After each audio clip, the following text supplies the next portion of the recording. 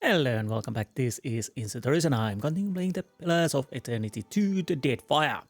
So last episode we finally pretty much have been everywhere at Neketaka. Oh, I did realize I forgot to talk to one weird guy on the sacred stair that was sitting on the stairs. I'll probably go there first. I sold everything on my stash that wasn't really needed. Basic weapons. I left few here and there just if I need them once I get the new guys with me and a few armors, but mostly sold everything else, and that wasn't really honestly that much. I only got around 2,500, so I basically bought gauntlets of the Ogre Might for myself, and so Eder has the accuracy gloves and then Shotty has killer's gloves, sheer strike. So because I had the accuracy gloves first, so I put them on Eder and Eder got changed, gave the killer gloves to Shotty. And also I changed that armor for Shotty because I noticed I had a Water Shaper's robe, light armor, exceptional, +2 armor rating. So my armor rating stayed same. What I had earlier, but recovery time is +0, so she should be fast. I was thinking to give it Aloth. That is a possibility too. I might do that later, but fortunately Aloth do have a miscreant's letters that gives a -10% recovery time, +8 reflexes, so it's not that bad overall. And I changed a second weapon as a rod, two-handed, bit more damage, slower, but yeah. So the point is, obviously, well, it's not that obvious. I'll go to talk to the guy on the stairs. Then I'll go back to the Queensbird. We talk to the Walian Trading Company. And we start doing quests. We might go to see the Queen. Maybe. And then, of course, Old City and other things. What else? And I'll have to upgrade the 2 guys that I haven't on my group, so probably I do that in the Queensbird, in the inn. Now what else? Oh, yes, I was checking about... No, this is wrong. I was checking the main factions. So basically main factions are Principi, San Patreno, Royal Deadfire Company, Valiant Trading Company, and Juana. This is also a major, but you can't... I don't think you can join. It's only these 4. And I think you can be wildcard and not choose anyone. But I'll probably go with one of the factions. I'm fairly certain it's not going to be Juana. Pirates, I don't really know. I'm tempted between Royal Deadfire and Valiant Trading Company. But yeah, I'm thinking those 2 at the moment. Of course, it can change, so we will see. Anyways, what else? Emani, I don't think I've talked to her, so let's go and talk to her, whoever she is. Come to gawk too? My punishment's over, you know. She looks away and crosses her arms carefully to hide her burnt hands. Oh, red hot cannonball. I'm gonna be aggressive or cruel. You'd better watch the attitude if you know what's good for you. Anger flares her nostrils, and for just a second, she looks like she's going to lose control, but she remembers herself and calms down. I guess that is what got me into trouble in the first place. Losing my temper and punching my captain, I mean. Well, to be honest, it's lucky it was just holding a cannonball, even though hot. They could hang you for mutiny. It as if the mere mention of the incident takes her back to it. Her face darkens with anger, and a bitter snarl transforms her features. Though maybe he shouldn't have insulted my aim. Like I don't know the difference between a smooth and rifled bore. She shakes her head quietly, stewing. So, oh, there's aggressive, but there's passionate, so I'm not going there. And there's diplomatic, so I can't choose that.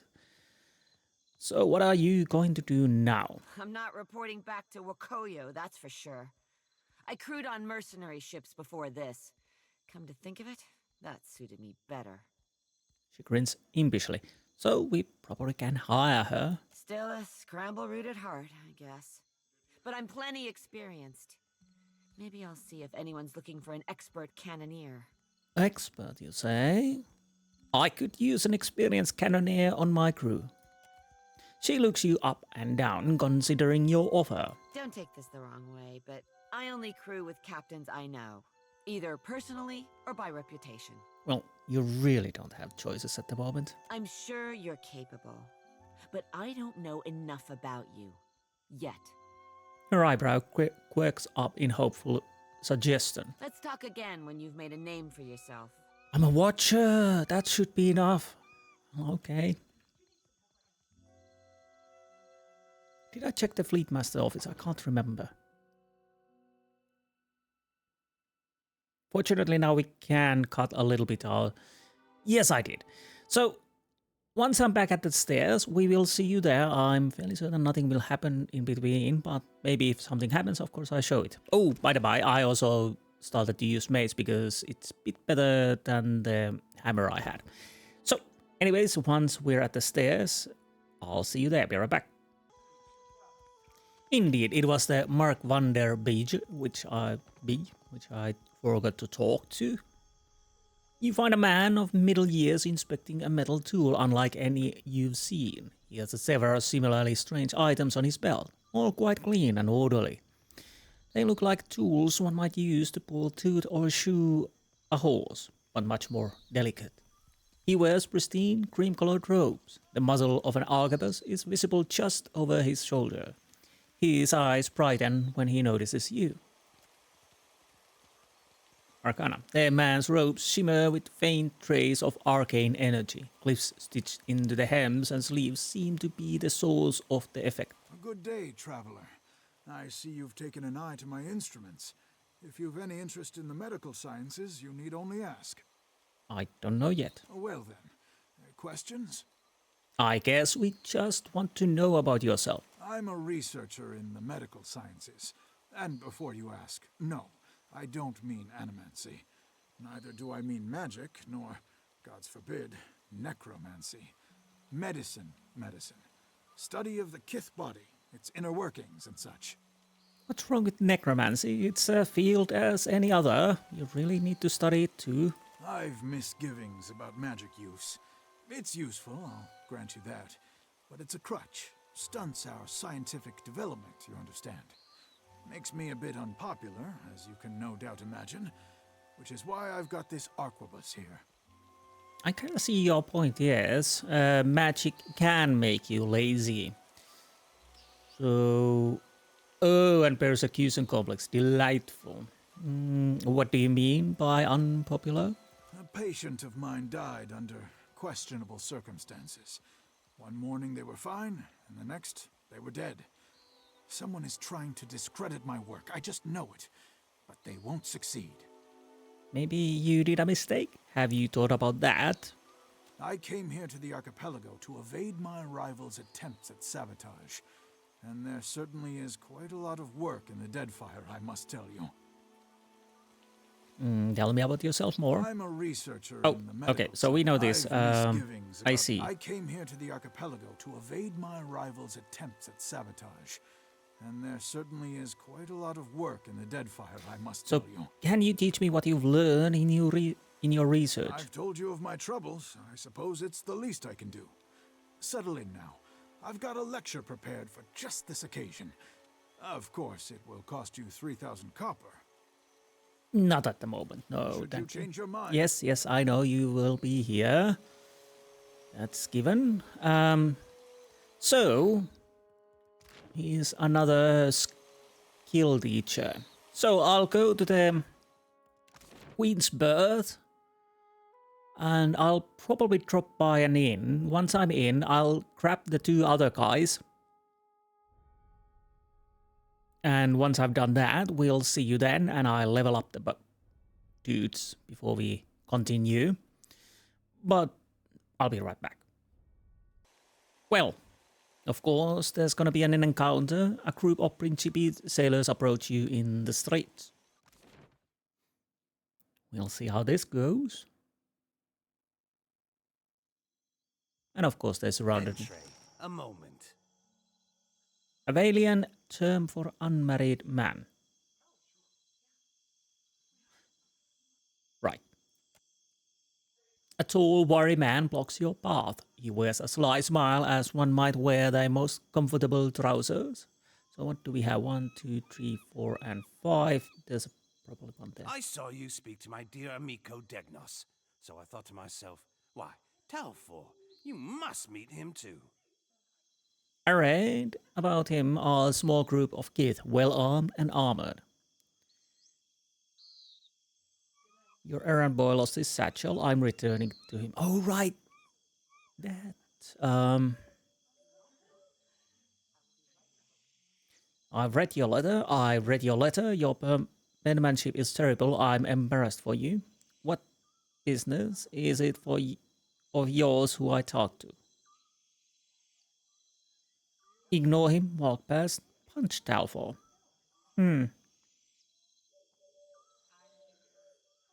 Honestly, let's try that. Ah, Batso!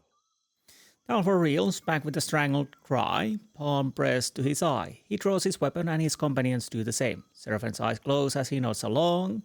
Impassioned, shorty eyes gleam with a dark amusement. And he has a swollen eye.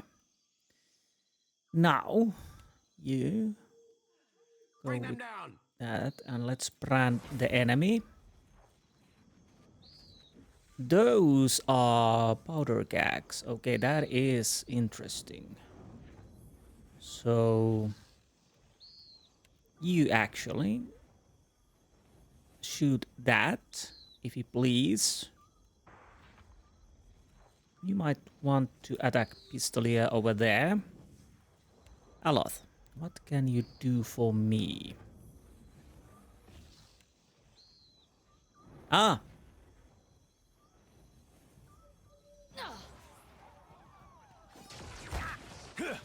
Need something stronger. So... Okay. Eothas. Maybe we need fire, you know? Like, rolling full... Oh, you're there. That's not good.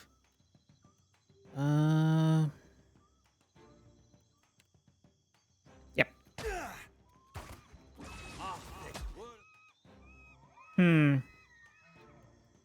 You may want to change the weapons, but anyways, heal. Okay, he's out. Okay, that's bad. But maybe we still can do this. So, I am here. Come on, attack Talfor. You really need to go and help. Got you now. Help our little shorty there. Okay, that's not good. That's really not good. Let's lay on hands. Please. Okay. Yeah.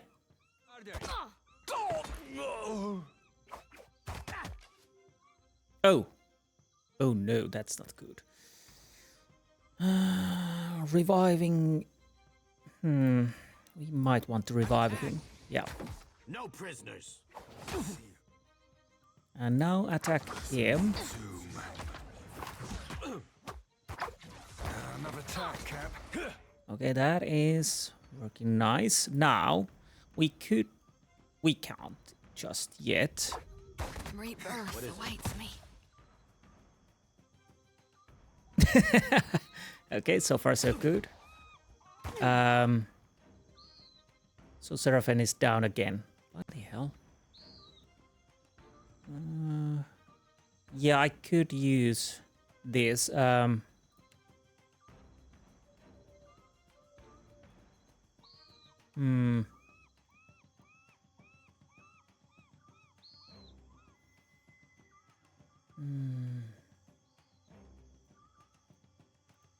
Wait. So empower yourself to refill half of your expended resources or empower a spell or ability. How do I... Well, lay on hands and on me. Kill them all. I think we might survive. Come on, everybody, attack this, attack this. Get this one pistolier down. This thing isn't doing the job. Now the priest. We probably should have dealt with the priest first, but I think we can still survive. No prisoners. Yeah, we are doing this.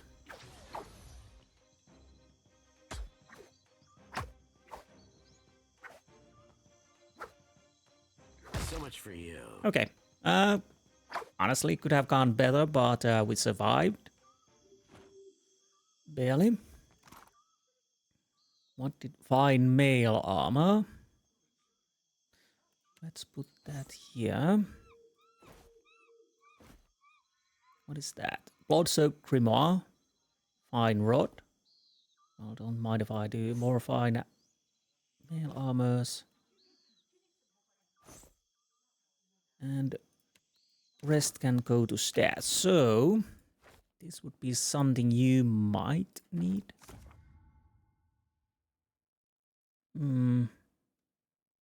Black bow. I probably should try these different grimoires at some point. I'm saying that, and probably never will, but I will, probably, at some point. So, we have a basic rod, now we have a fine rod. That's much better, of course. You can go back to stats. So, what else? This would give us an armor rating 9. How much would I lose?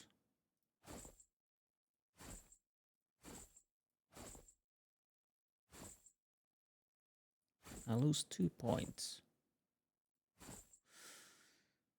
That is tempting to still try.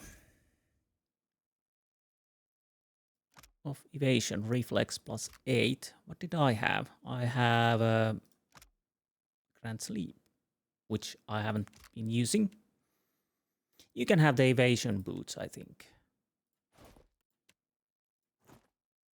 For now, at least. And that's a fine sword. You were using gladiator sword. So, stash. Do you... You had medium armor. 7. So this would be better in stats. But obviously we have the second chance. And we can upgrade it at some point. So maybe not yet. Oh, this was the...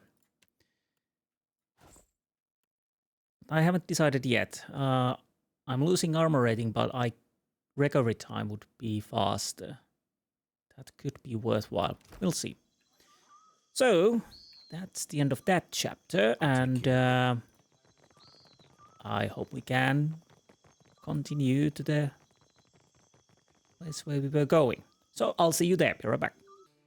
So, we have 3 companions. I need to level up to level 7. That will take a little while, so I'll make a chapter marks if you're not that interested to see me leveling these guys up, so I understand. So let's dismiss you, and we take all of yous.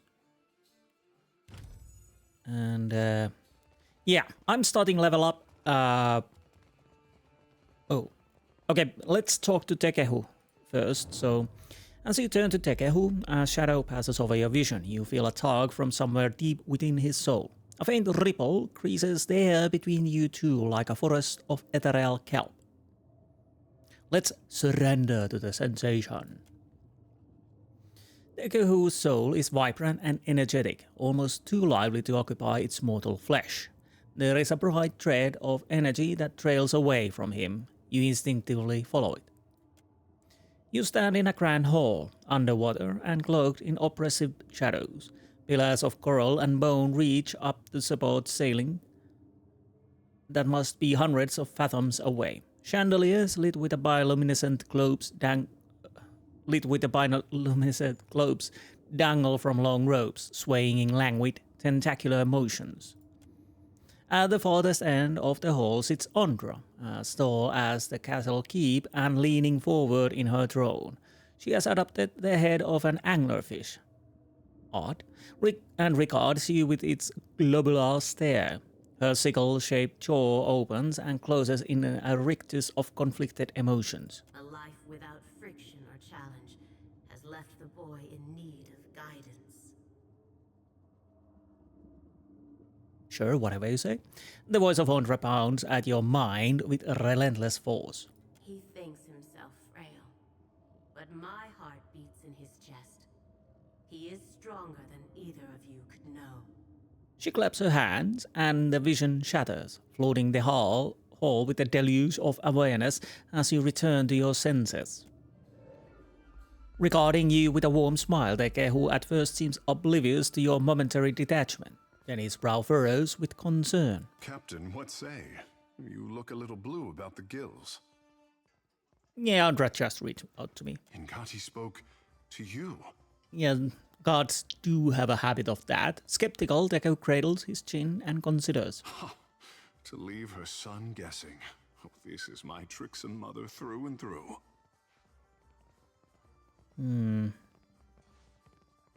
She could just be using you to get me. I don't suppose she would consider quieting down. She seems to care about your well-being. Well, kinda, but I'll say nothing. You must be special indeed for Ingati to speak with words. For her people, she lays out cryptic stepping stones hidden in omens. Yeah, gods tend to do that. That's annoying. Akira, but send her my fondest wishes. Ah.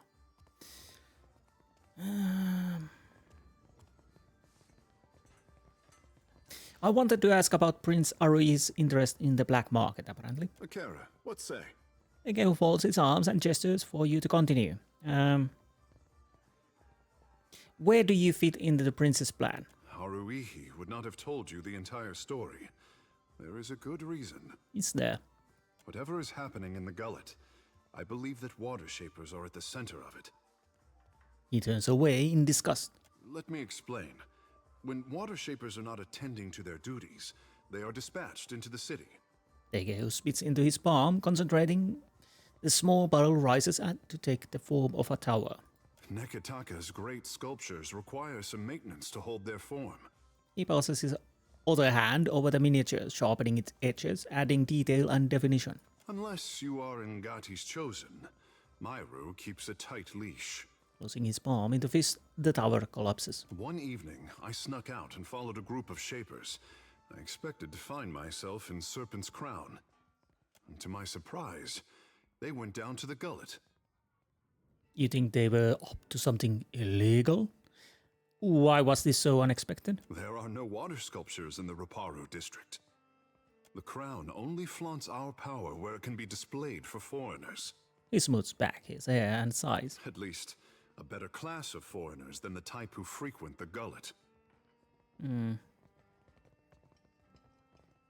Okay, let's ask about something illegal. We are not forbidden from entering the gullet, but it is simply not done. If they have broken the crown's law, I simply want to know how and why. He crosses his arms and aims a petulant look elsewhere. Back to my other You have questions. questions? Akira, I have answers.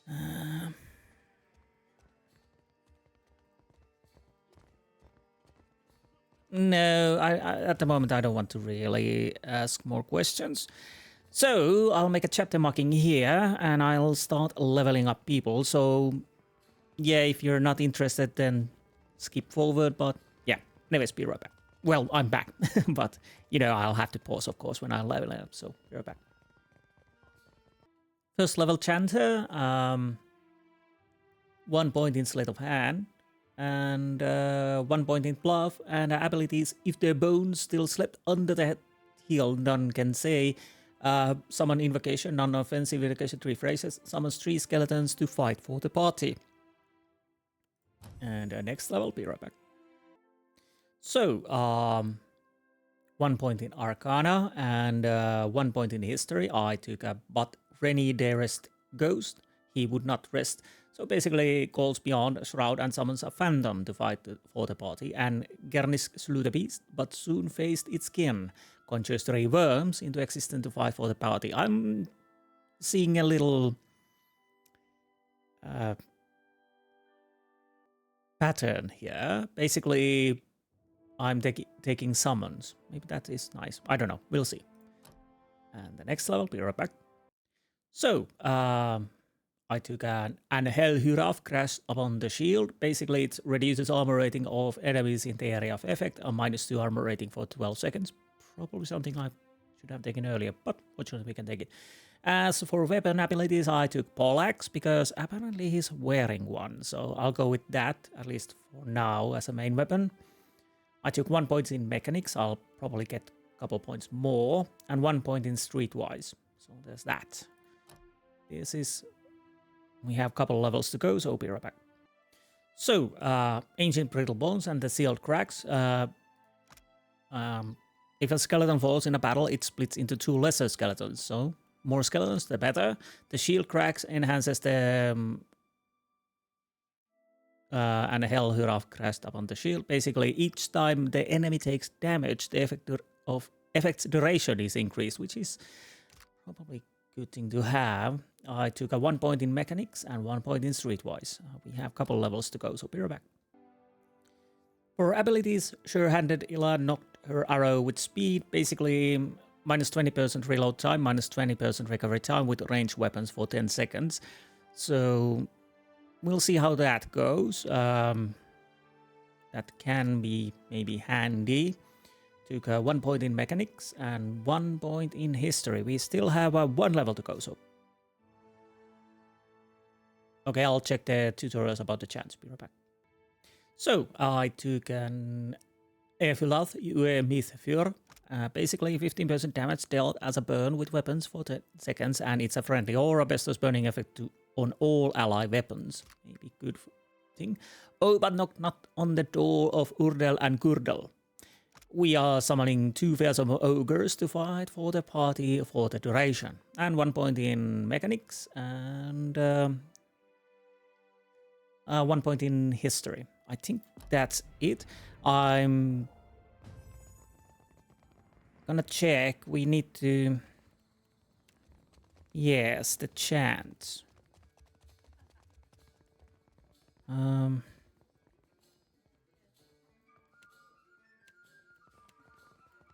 Okay.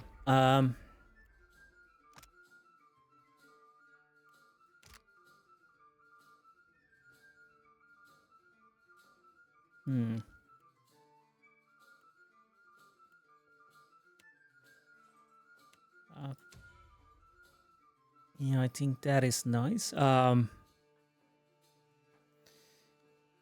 put the third one here too. Maybe I'll go with that. So we do have... Okay, so these works with phrases. Cost 4 phrases. Chanter invocation required and consume phrases on the use. Phrases are generated only during combat as the chanter coalesces tiny spirit fragments through chanting. So, okay, we got the phrases at when we are fighting, and then we can use those. Okay, I think I get it, maybe. So let's check. Do you have what weapons? Yes, you definitely have a fine poleaxe. So we can sell this. Do I want to give you a ranged weapon? Maybe crossbow? Or maybe... We could give you an arquebus as a ranged weapon. You don't need Walian clothing, but... what kind of a... Could that work on me? I don't know. You have light armor. I don't know. Medium. 6 + 1. Maybe.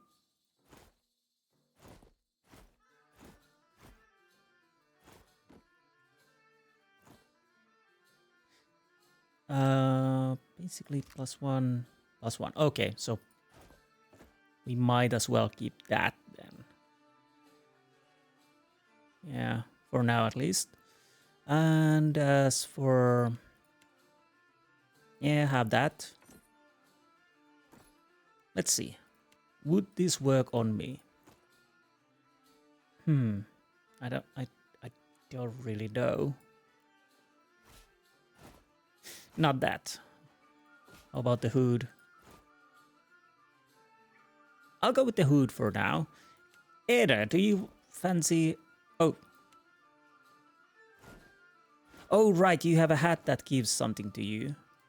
Captain's Eye. While not flanked, the wearer has resistance. Okay, that's good, that's good. Well, you can have the hat. Good luck. Now... I feel bad there's not enough for everybody. okay, now next we have you. What weapons do you use? You are using Water Shaper Focus, Rod, two-handed. So Rod and some kind of a ranged weapon maybe. So I'll start leveling up him and I'll see you there soon. Be right back. Okay, so I took Touch of Rod. The caster's hands emanate decay, causing immediate corrosive damage and then more damage over time to any in the area of effect. 14 to 20 and 9 corrosive damage.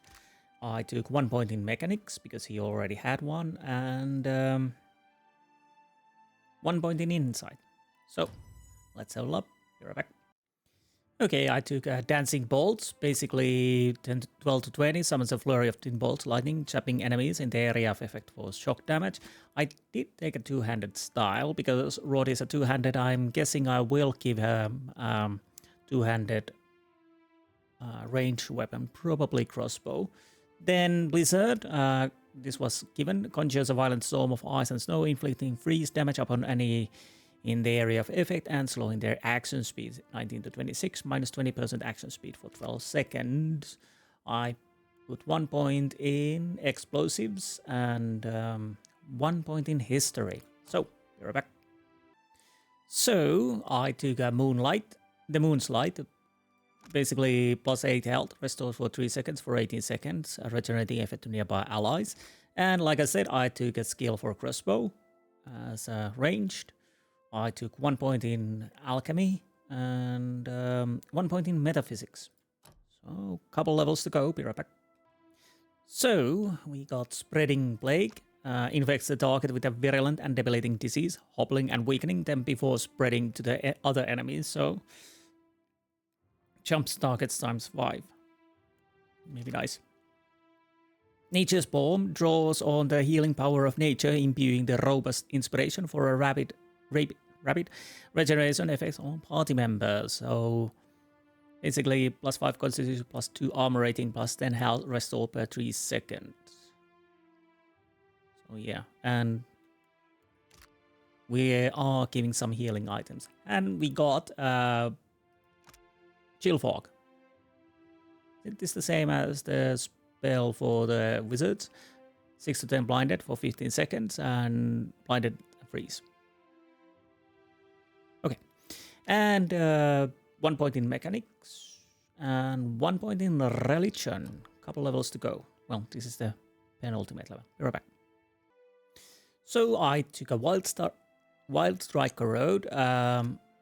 The druid knowledge of forces the nature allows them to automatically inflict additional corrode damage when spirit shifted. 15% damage dealt as a corrode with weapons, basically spirit shifted. And 1 point in explosives and 1 point in survival. And this is the last level, so be right back. So I took Moonwell, channels lunar energy into localized source of power, regenerating the health of allies in the area effect and granting minor bonus to all defenses. So plus 8 health restored, plus 10 to all defenses for 15 seconds per 3 seconds. Overwhelming Wave conjures a rolling wave of water that plows through everything in its path, causing crush damage and stun affliction, 32 to 41, and stun for 4 seconds.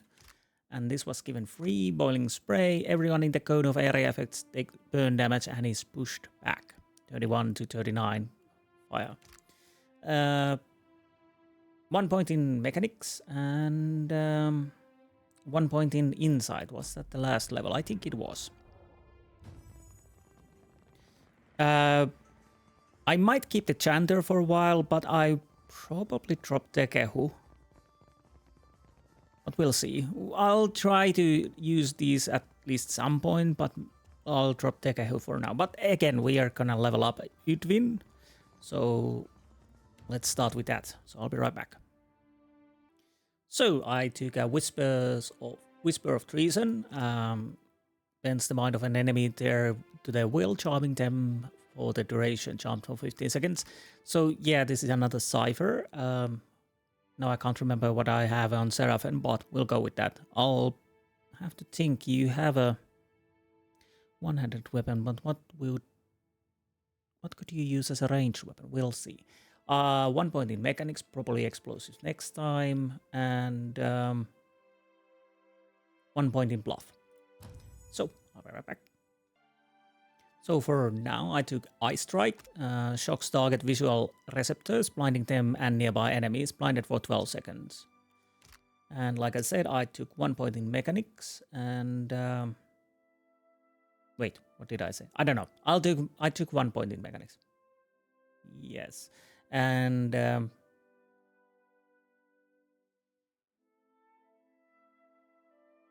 wait, which one? Insight? Probably insight. Anyways, next level. Be right back. So this level, mental binding as a cipher, overwhelms target mental ability to communicate with its own body, paralyzing it and causing its soul to emit a shockwave that can leave nearby enemies immobilized. So target paralyzed and AoE immobilized, hopefully. And we got a level as a thief, so I took, or rogue, I mean, the rogue creates a small cloud of smoke that hides their presence for a short time, invisible, untargetable for 5 seconds. And we got a weapon skill, so I took an arbalist, overbearing shot. I'll probably give her another weapon, dual wielding and arbalist. But anyways, I digress. 1 point in explosives, and I think I took 1 point in streetwise. So, second level, be right back. So, I took a two-handed style, grants damage bonus while wielding. Wait.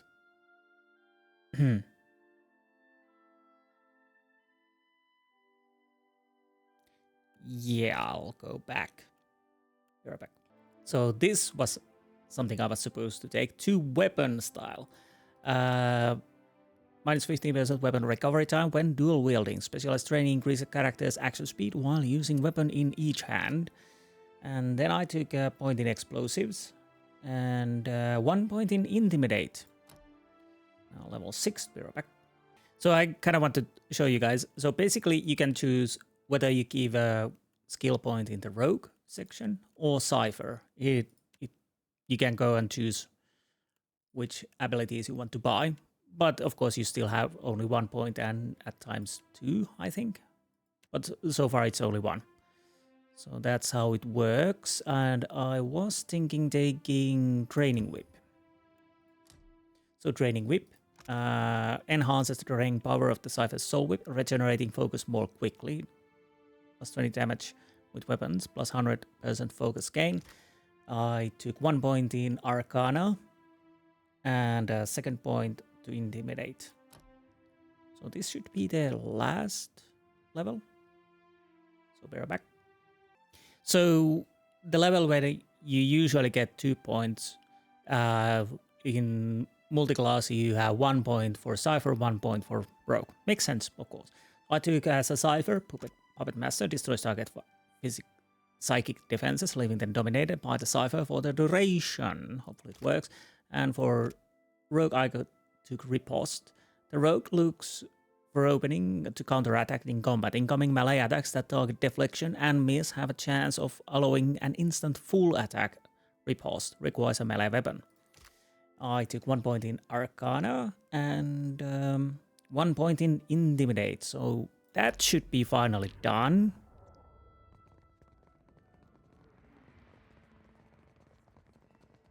Now the question is... Yeah, I'll do a little change here. Yes. Hey, fish boy. What I tell you last time? You're not allowed in here. Okay. Kara, have we met? Tekehu frowns, worrying one of his hairs. Oh, have you forgotten our little altercation so soon? How convenient for you. He levels Tekehu with a steely glare and begins to count off the man's indiscretions on his fingers. Last you were here, you got drunk as a hagfish in a barrel of mead. Say nothing. Kara, as if this pit could afford good honey wine. Honey wine. Tekehu furrows his brow. Then, when I refused to serve you any longer, you stole a bottle of my finest wine from behind the bar. I still say nothing. Kara, how could I let you poison your clients? Ngati has not deigned to bless a drop of what passes through here. You drank it all, then clambered onto the stage, pushed the dancer off, and serenaded the crowd with a sloppy rendition of my Wahaki. Can we actually hear that? Clamber? These legs do not clamber. Tekehu grits his teeth and points to his thighs. Apologize. So we could use Intimidate. Well, Gruntel, care to apologize to my friend? Let's go with the Intimidate. I'm not done. Then, when I shoved you out the door and told you not to come back, you tried to kiss me. Though he looks as if he's about to protest, Tekehu thinks twice and holds his silence. Frankly, I'm surprised someone hasn't killed you yet. Gruntel plants his hands on his hips and does his best to loom over the large Aumaua man, though the effect is less than impressive. This one's on you, Tekehu. Kara, punish me appropriately if I misbehave. I'll hold you to that, you slippery bastard. Gruntel turns away with a huff and a faint blush coloring the tips of his ears. Okay. So, I'm starting... Seeing you. Yeah, the AI, party AI was... So I'm paladin cautious... Fighter cautious. So...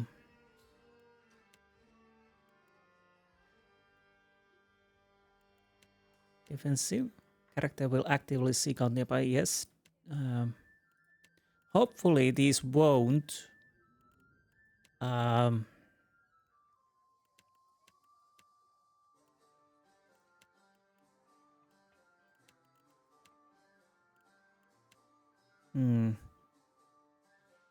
What if I go with aggressive for now?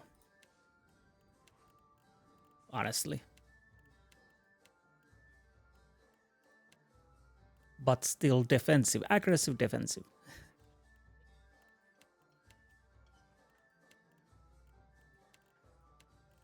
I kind of want to see how that goes. Yeah, we're gonna save that. So group. Now I'm starting to think, should I...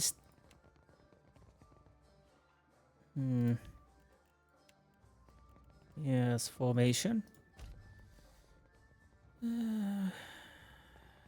You actually should be there. Like so, maybe. Although... Need something? Yes. Honestly, let's go with this group for now, so we can see how this goes. Probably horribly wrong, but at least it will be fun. So that is now done. Let's make a proper save. Now, first things first. That took a little while. I'm sorry about that, but I'll have to when I next, if there is more crew members. Group members a bit different, to be had, I'll probably have to level up them as soon as possible.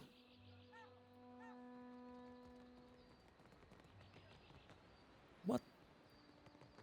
Ak, my little privateer. You have news Oh, okay. So that was that. So I think we shall enter Valian Trading Company and see what we can see there. And I'll probably have to go get something to drink.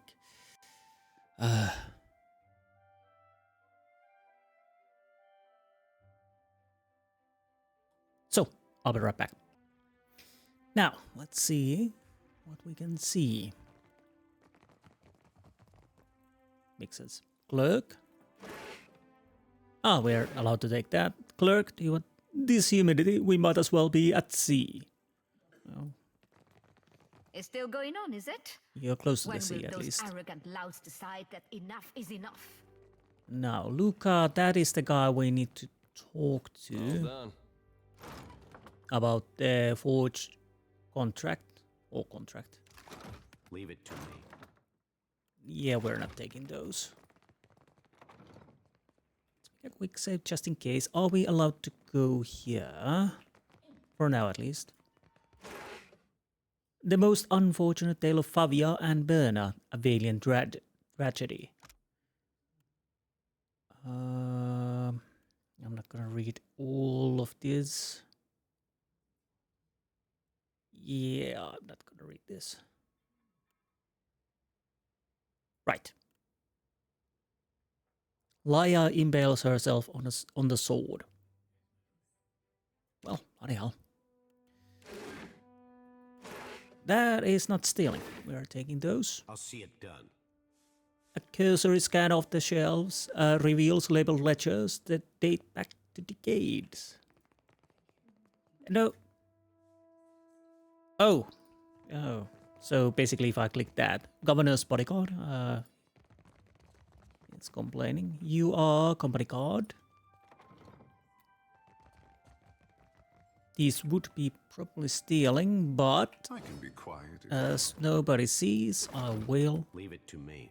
keep stealing. 10 years of dawn. I have the books. I should.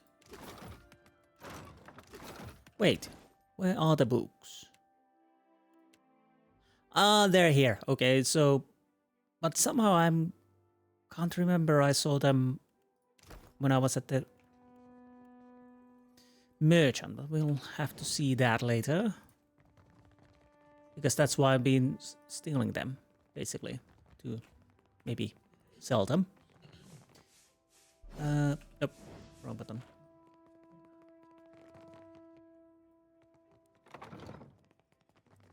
Ah, I guess this is the... Yeah, you peer down the headquarters latrine, which is scented with fragrant leaves. From the darkness below wafts more fetid stench. Yeah, we're not gonna squeeze through there. We were here, yes. I do recollect that.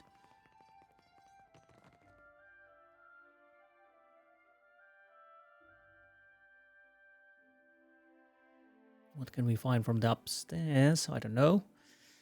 So, I haven't decided yet about the factions, but if I'm going to keep my options open with Valiants, I'll probably... Well, we'll have to go and check, because if it's on the balcony there might be an animal. Then I'll probably keep the contract as it is for the natives. Yes, indeed. I say the gods chiseled you from lumber and dragon bone. I'll take that. At least as far as my head's concerned. Right. So let's grab the Toby.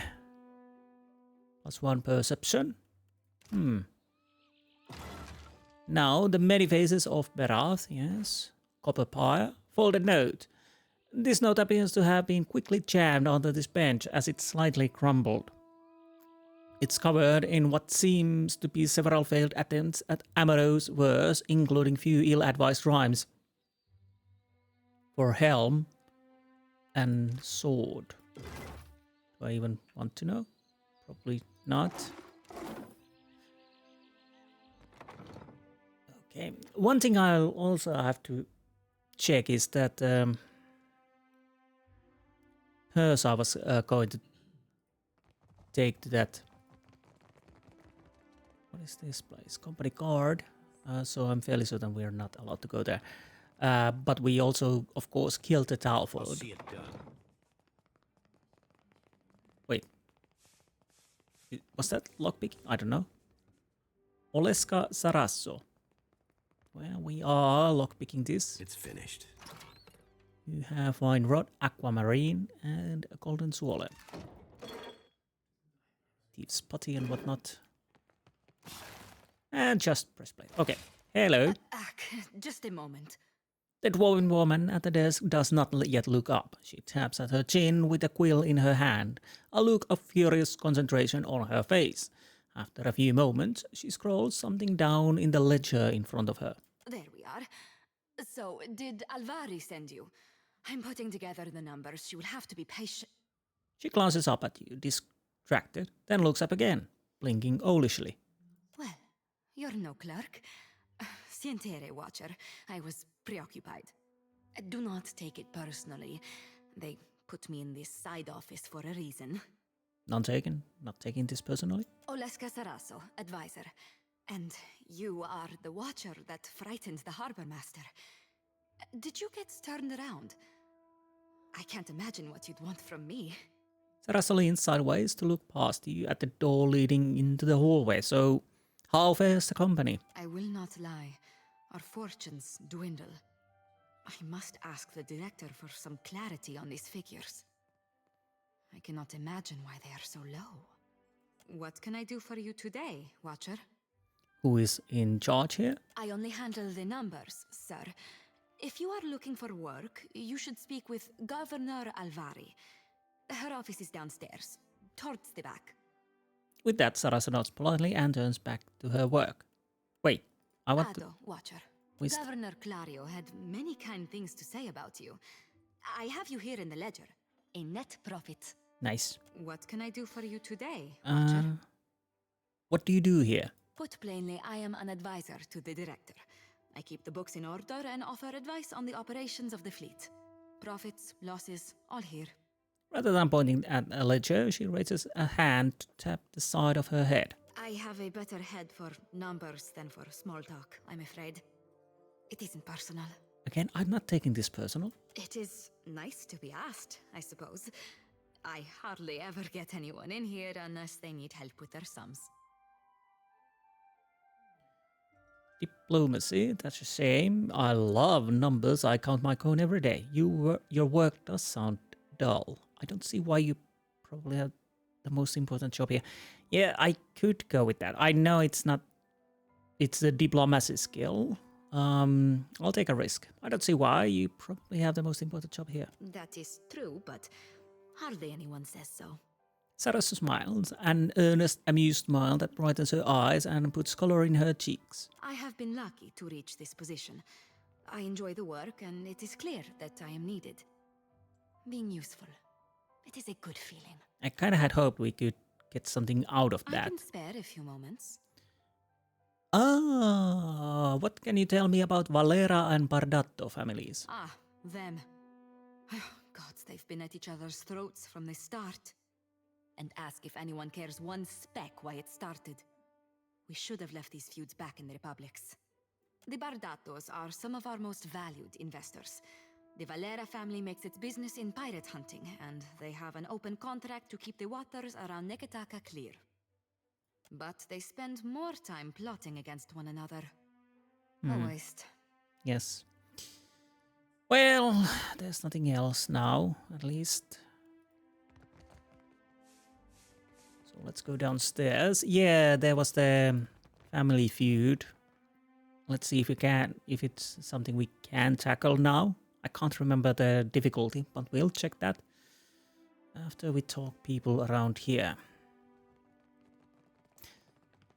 Before we go see Governor, if we are able, we talk to Luca. The clerk busies himself about the room, favoring you with a brief glance. He rubs under his eyes and exhales through his nose. If you're here on company business, then I will fit you into my schedule. He gestures for you to go on. Let's examine the clerk with insight. Lucano's shirt is spotted with number of faded purple stains that you recognize as droplets of wine. Someone has tried unsuccessfully to wash them out. Noting your interest, Luca tucks his jacket close. The service at the tavern are clumsy. Most clumsy indeed. He clears his throat and fans at his neck. So, I spoke with Tavenu outside. You have a claim on his tribe's land. A lawful claim, I might add. No matter what the native says to the contrary. He showed up with a forged contract, as if I wouldn't know the difference between our paperwork and theirs. He gestures dismissively out the door. Tawenu is lucky I only seized the forgery. The galley is too good for his kind. So, I...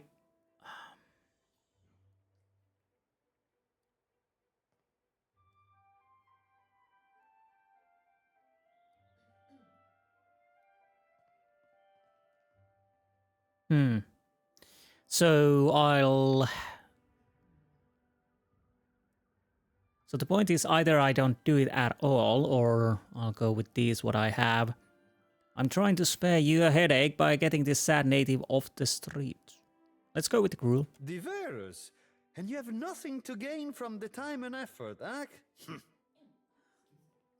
Take who folds his arms and watches carefully. Antijuana. The company is allowed to solve problems as we see fit. And right now, Tawenu is a problem. Besides, lying is second nature to the Ranga heir and his ignorant cliente.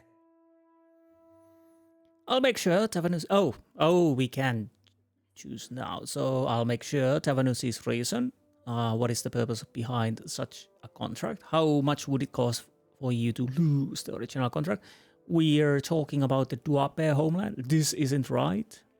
A much nicer person would probably do that. I don't have time to solve this politely. I could go with streetwise. You know I can always just sit on the office stoop and tell passers-by how the company conducts itself. Would they really care? So, what is the purpose behind such a contract? Simple enough. We take on the burden of caring for the tribe in exchange for luminous Adra rights. Tawenu is myopic if he thinks his tribe can thrive under Aranga in this climate. The title of Huana tribal chieftain, not to be confused with Rangnanui, a Terawatian title for the Emperor. I'll make sure Tavanus sees reason. That would be best for everyone involved, I think. Look out and goes about his business. So indeed, we are going to persuade the Tavanus. Where there's a pick, there's a way. Oh, Eothas, you have business here? I've just come from Port Maje. Governor Clario suggested I might find work here. You are in luck. The governor is between meetings. Go on in. Well, I actually opened the door. We got even experience for that, so there's that. Where's the... Oh, there you are. Lueva Alvari. Standing next to her desk and lost in thought, Governor Alvari looks up at your approach. Her expression of intent focused towards instantly, and she greets you with a startlingly sunny smile. An interesting surprise. The Watcher of Caed Nua, no? I am told that is your ship in the harbor. Ikosi, I mean nothing by it. All newcomers are of great interest here. I am Lueva Alvari, Governor in Residence of the Valiant Trading Company here in Nekataka. What brings you to my door? I've come from Port Mache. Governor Clario suggested Valiant Trading Company might have work for me. Generous of him. I am a little surprised he gave you up, to be honest. His operations on Port Mache must be going more smoothly than reported. How much do you know about the luminous Adra trade?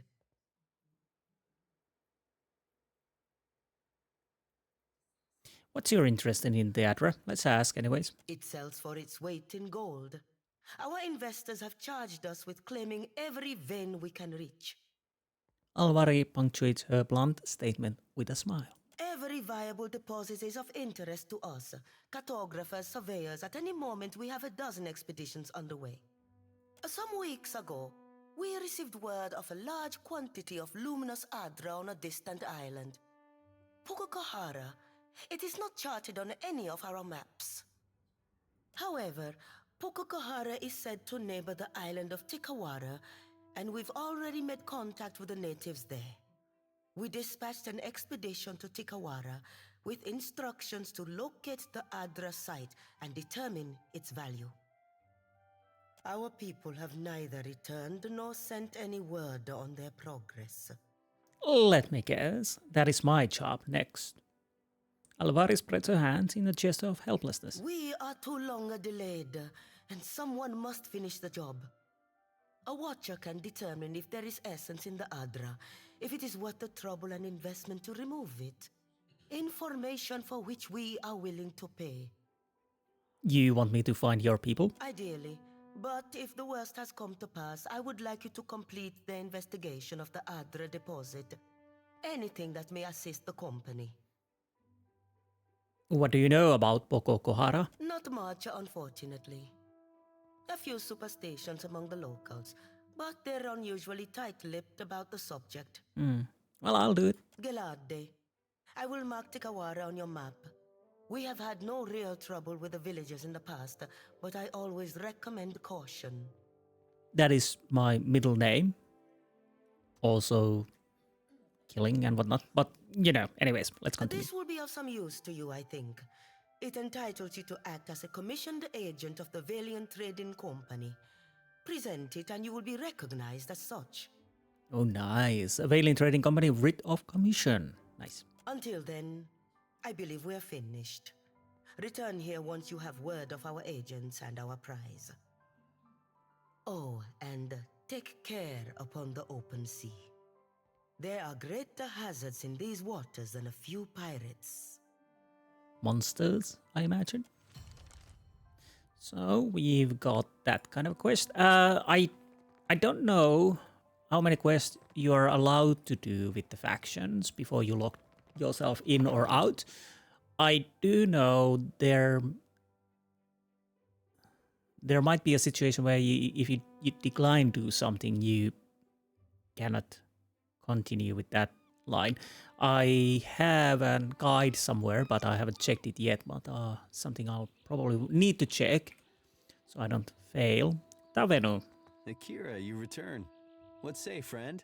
Tavenu touches his brow in greeting. A strange smell follows you, I say. I hope you're not unwell. Let's not talk about that smell. I'm siding with Luke at the Duape should prepare to leave their island. He tries to hold your gaze, but his expression breaks into a mask of regret and despair. Tekehu worries one of his hairs between two fingers. You are no friend of the Juana, I say. Good business is where you find it. He takes a cautious step back, shaking his head. This is a city of terrible people driven to do terrible things. I leave before it corrupts me further. So minor negative with Juana and minor positive with trading company. Mother Ngati plays with our hopes, I say. Sparing a pained glance at Tekehu, he wipes his eyes and leaves. Who will help the Duape if not gods or neighbors? Sighing, Tekehu smooths back his hair. So this might go badly with Tekehu, but if it goes like that, then it goes like that. I don't... Let's see the quests. Honored quest, no. Goods and services. For Deadlight, symbols of death, definitely not. Terms of trade, not yet. Skipping ahead, again, can't do that. Royal Deadfire Company. Now this is interesting. We kind of have same quest, but in different prospects. So I don't know if that can cause problems. Lost use in good faith. Channel, yes. Storm of Pococohara. Atsura didn't know exact location Pococohara, but the inhabitants Tikavara and islands out of Neketaka might know the way. Okay, good to know. Food for thought. Alright, the gullet. Port Majer, Lander of Corn. Well, that happens due time. The Cornet's Call. Oh, yes, it's down there. The Lighted Path. Don't saw we met. Seem to think Elava had settled Hasongo with her son. Oh, right, this is for, yeah, Eda. Family Pride. So this is 2 levels higher. We might not want to do that just yet. And definitely Can't do this. Eulogy for dead, no. Well, we need to wait. Aloth. Sealed fate. Telfer and his crew confronted me while I was on my way to Queen's Birth. Was I? Peddler's Canal, okay. Yes, I was actually. Now that I recall. Oh, right. We need to go back to Luca and tell him the good news. And return the bloody gloves too. But that's on our way to the temple, so... Or... I mean palace. Now, Luca, good news. Oh, no, stop, don't run, bloody hell. Kindly step out of my way. No. Luca. Kindly step out of my way.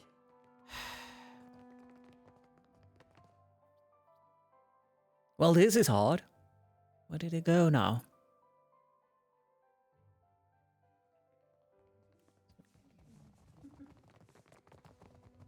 It was yours. That romantic note, perhaps? Do I really have...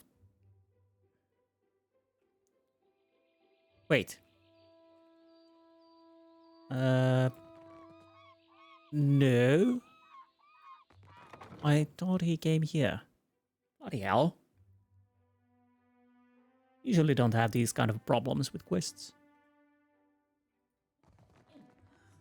Well, I guess I go to the downstairs. I kind of wish to return the quest so we would be done with it. Are you still here?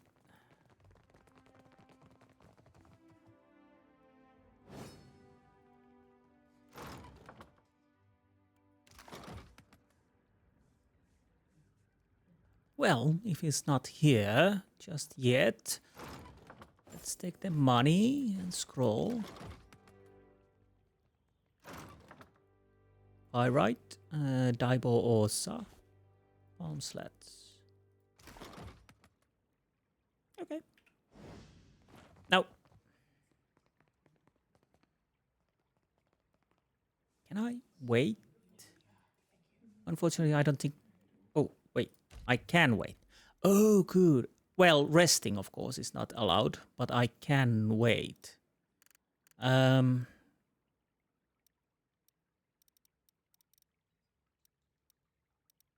Let's wait for morning, yeah?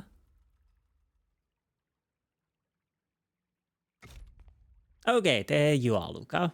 This room's typhus already. Must you crowd it further? Davide won't be giving you any more trouble. Gilarde, we must suffer nothing that gets in the way of the company's good work. Look at us as your bag of coin. Well, that was a tidy sum. If there's nothing else, I trust you can see yourself out? Yes, I can. An even nice experience altogether. Now, let's return the message and tell the guy that it's no use to try to betray his current captain because the Talford is dead. So, was it the back alley? Okay, I probably should check that.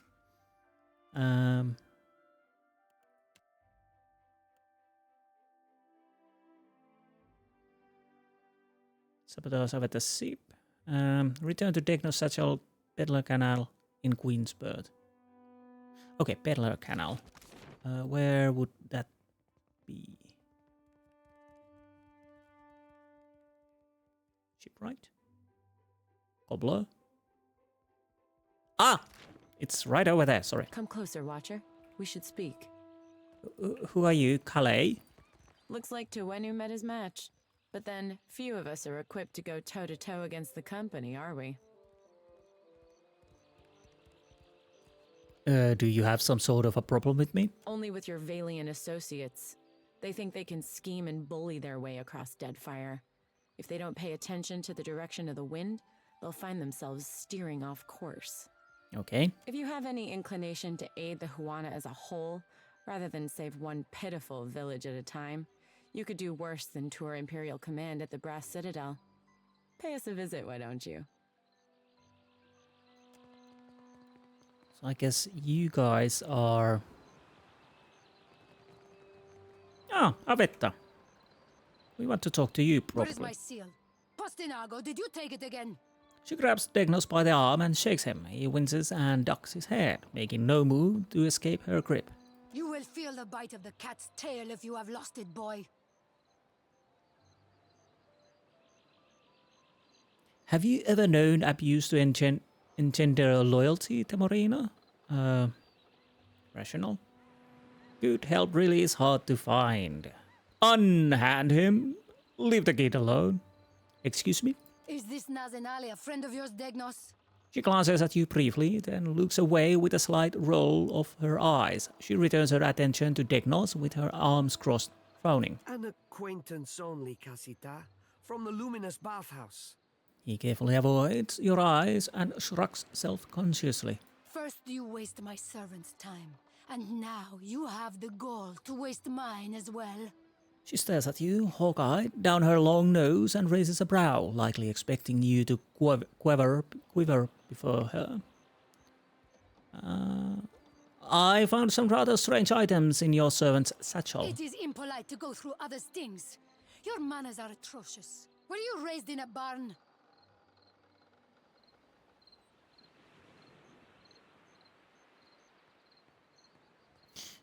I'm doing you a favor. That is not a...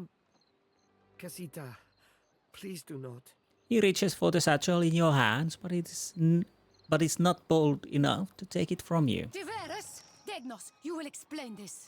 Avetta snatches the satchel from your hands and rifles through it. She pulls her seal from the satchel with a flourish and shoves it to Degnos' face. And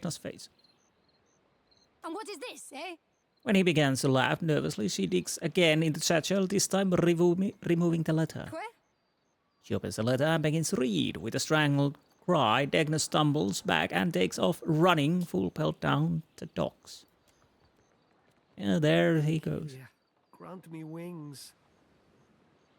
Can I actually stop him? I don't know. Huh. I don't know. Where did he go? Well, no, that's a commoner. Well, don't know where he go. I'll try to talk to the Avetta for once. It is a pity you let him escape. She rubs her temple, eyes closed, and does not speak for a long moment. She exhales in a gust. He will be found. I will make it so. She makes expensive chopping gesture as she speaks, emphasizing her point. So I guess I could have caught him, but I did not think he had the stones. And now I will never know the extent of his sabotage. Trade routes, partners, cargo. Anyone may know them now. Merla! She runs a hand through her hair and grimaces. But you have saved my life. Agrasima, for your trouble. She digs around in her hip pouch and produces a handful of coins. Ooh, minor positive reputation gained with Valiant Trading Company. Your intervention has given me much work to do. Leave me to my tasks. Of course. She shoots you away with a flapping hand. So, yeah. Oh. So I guess I could have caught him. I didn't think you actually...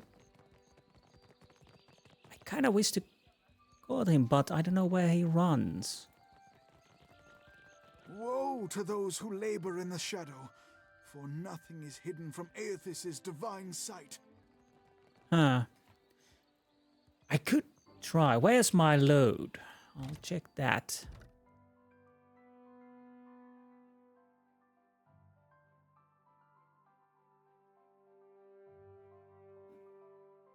It might be this. I'll check if this is the save. I'll be right back. Well, it would seem like this is the one. So let's talk Avetta again. Let's go with the same. You will Yes. feel the bite of the cat's tail if you have. Is this Nazenali of. An acquaintance only, Casita. From the luminous bathhouse. First you waste my servant's time, and now you have the gall to waste my. It is impolite to go through. And that is not a... Casita... Tiveris, Degnos, you will explain this. And what is this, eh? Okay. Where? Helia, grant me wings. Bloody hell. Oh.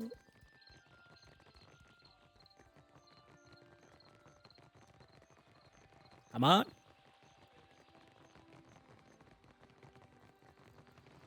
Let's see if we can catch the bastard.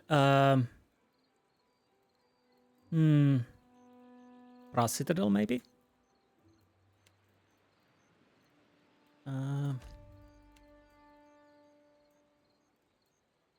I have no idea.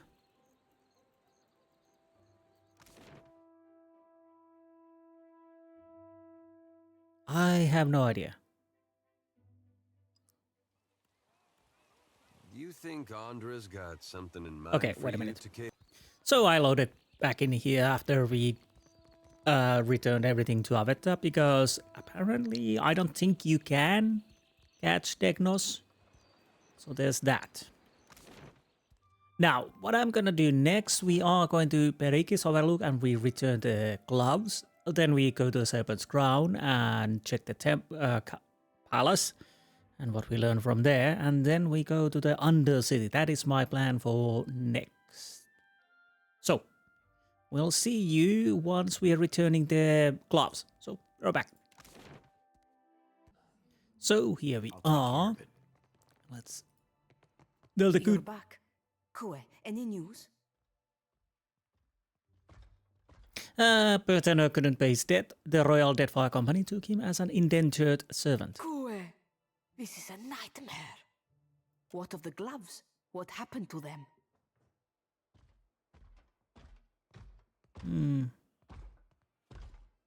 I could go with Shady.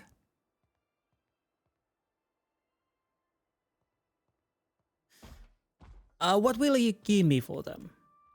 Asina pinches the bridge of her nose and lets out a deep sigh. Have we come to this then? Am I really paying for my own property?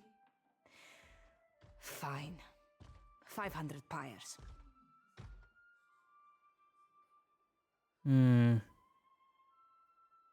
Arkemir could fetch more for these, I'm sure. Ondra's teach. 600 then. Ondra's teach. 600 then. I am so very done with this. Do I want to give these gloves? Can I? I can't check this. And I can't. I kind of wish there would be on the second thought. I don't think so. So I'll accept it for now. Has cost me enough already. At least I know Arkemir won't feed me to the imps. Well, the quest experience is Take nice. your discount as well. If the cupboard doesn't make its goals, so be it. Ooh, so I need to get inside Arkemir's mind now. Imp, go hang laundry. She holds up a finger for silence, her gaze following the shop imp as he flutters smoothly away. Do you think for a second that I would entertain doing you a favor after Berteno? Get out. I don't need your business any more than I need your help. Do you look for something in particular? So we get -5. It's not that much. Well, of course, it's better than nothing.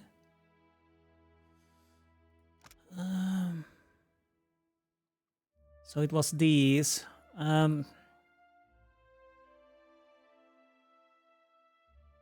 Yeah, I'll go with this. Money, little discount and whatnot. Now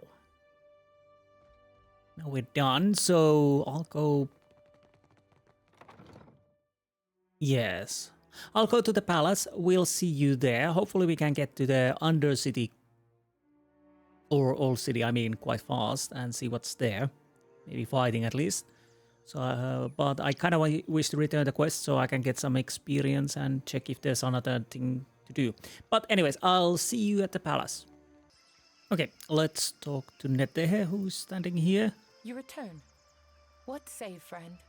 Oh, right, Harapo. Okay, yeah, we need to do that. You were the one. There's the... Is that a frog? It seems like it. Yeah, I think it is, yeah. So anything up here? Palace upper floor. Palace upper floor, and that would be lower. Makes sense, of course. So in we go and see what we can learn. Hold a moment. You may visit the palace and its shrine, but be warned. About what? The Queen meets with trading company vipers. Take care you are not bitten. Who says I'm not with the trading company? That's a strange way to speak about your allies. Mere words. The guard gives an untroubled shrug. I'll keep that in mind. They are in the throne room through the door behind me. If you should lose your way, follow the shouting. I'll take that in consideration. The guard gestures toward the door, dismissing you.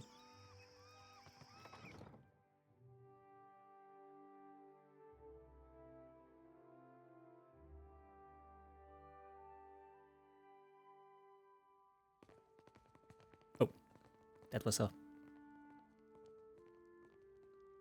lovely statue or whatnot. Ooh, nice wall. I do love the graphics in this game. While I am flattered by the esteemed Hazanui's confidence, I must wonder how my people are meant to have destroyed an entire colony overnight. The Valiant dignitary aims a withering look across the ale. A middle-aged woman with a square jaw and tar-stained teeth meets it. You tell us. It's no coincidence that your outpost at Port Mage survived the recent storm.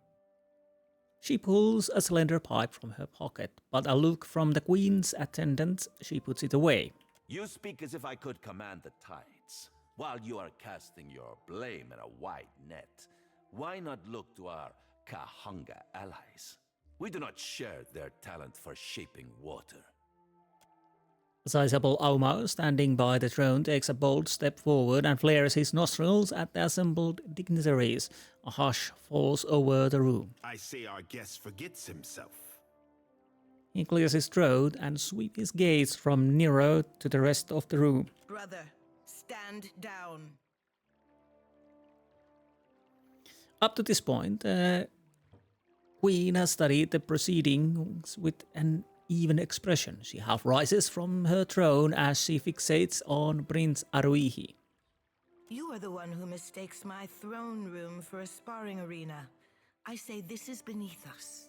As Aruihi lowers his head, the Queen slowly centers her gaze on you and leaves it there. An interesting visitor in difficult times. You cannot be here to deliver a favorable omen.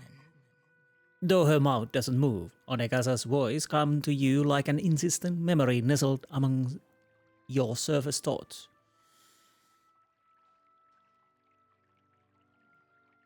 Shrug. Let's go say nothing. I like that.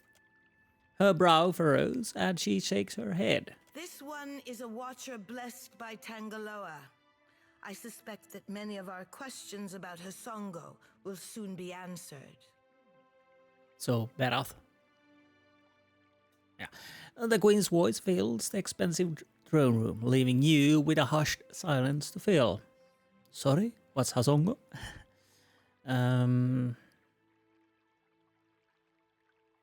Take stock of your audience. The valiant Nero project affluence with his fine garb and gems. Karu, the Rawatayan Hazanui, stands rigidly watching the assembly through slitted eyes. She seems like someone who rarely leaves her back to a door. Onekaza, the Huana Queen, is all ease and comfort, though something in her bearing speaks of quiet, measured intensity. Her brother, standing away from proceedings, cannot hide a satisfied grin. The chaos of the hall appeals to him.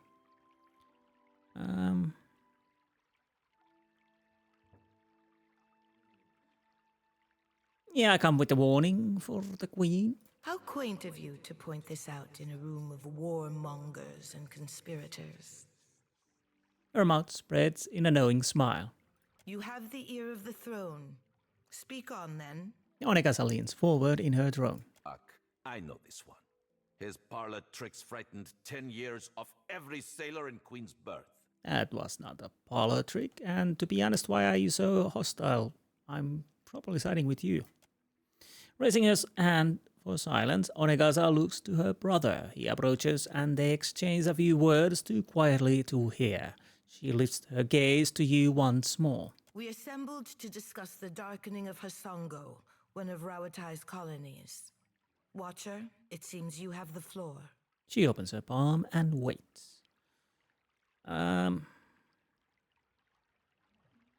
Port Majer suffered similar damage when Eothas passed through. What sailor's tale is this? Not a tale, Hazanui Garu. There's no sane explanation for what's been happening. You keep waiting for one, it'll be too late. Does tilling the soils of the Eastern Reach drive all men mad? You sound as crazy as the Dawnstar Dreamers. She looks at Eder the way one would look at a especially rabid but fascinating animal. Have you not heard the rumors, Karu? An Adra Colossus marching across the sea. Sailor tales, but credible ones. Nero crosses his arms, looking distinctly uncomfortable. How came a watcher from half the world away to be involved in these happenings? Enlighten the court. So, Eothas emerged from beneath Caed Nua, my castle. He made this personal. I'm here against my will. Anyone still listening is free to help me or stay out of my way. I'm sailing in the shadow of the giant and I could use some help.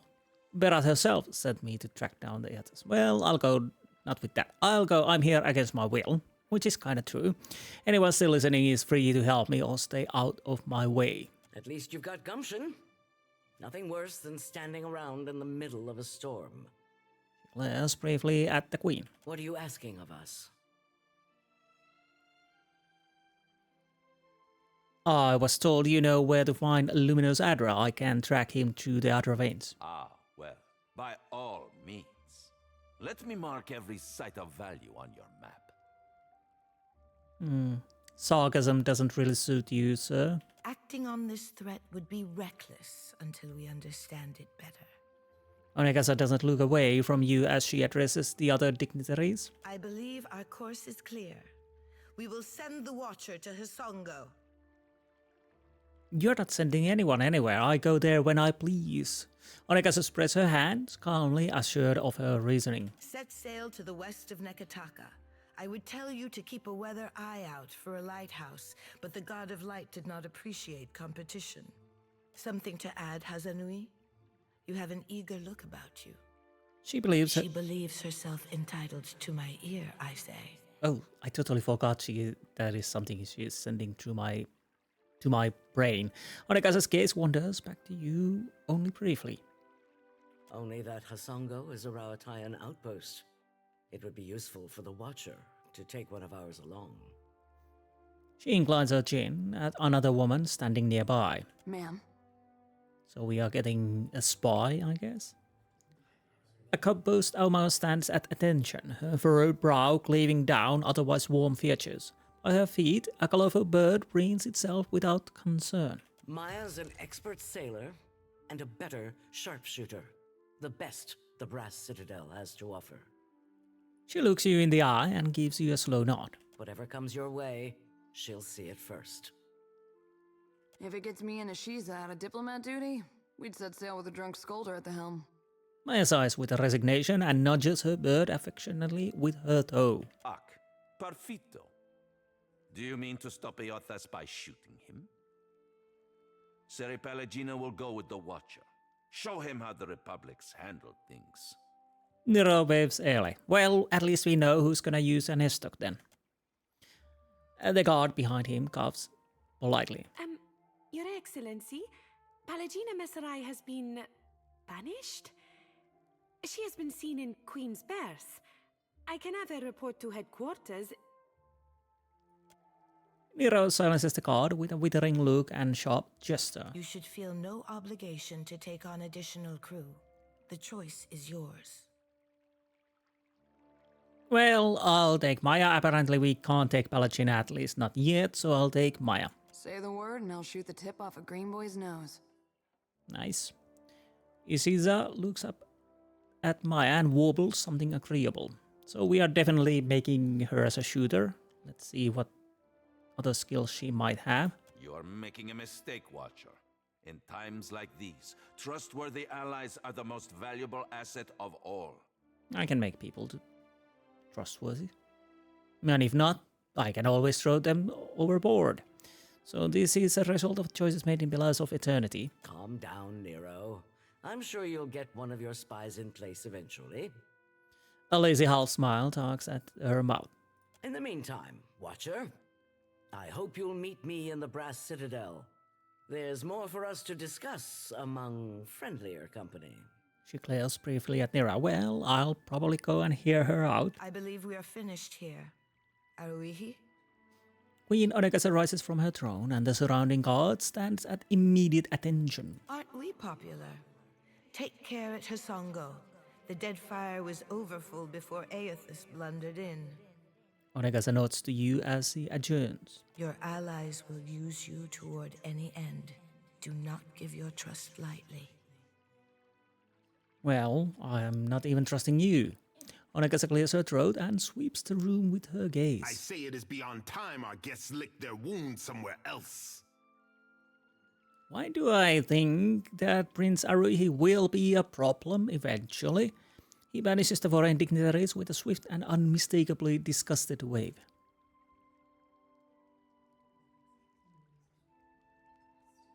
Let's speak.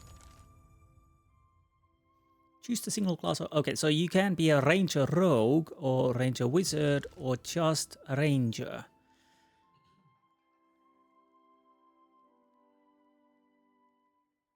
So that means you have an animal companion, which we can use to deal with the wizards and priests. I guess I'll go with the basic ranger because I kind of like good ranger. We already have a dual class. I don't see Scout giving us... Well, it would get a few... Let's see, preview ability tree. Marksman, whatnot. Wounding shot, marked prey, marked for the hunt, hobbling shot, accurate wounding shot, revive companion, evasive roll.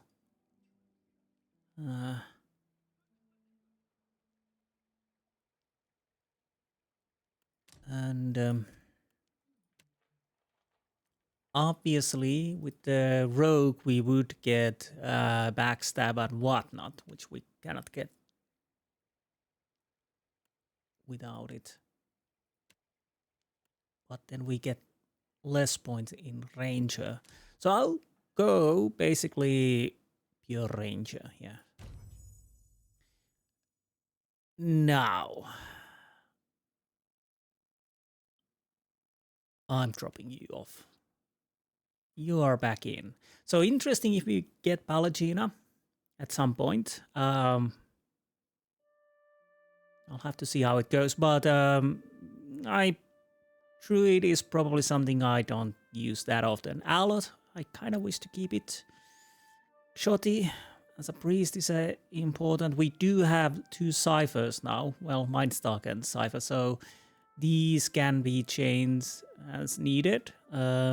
Chanter, I kind of want to try it. Ranger could be one thing that we will keep. While we have the chance.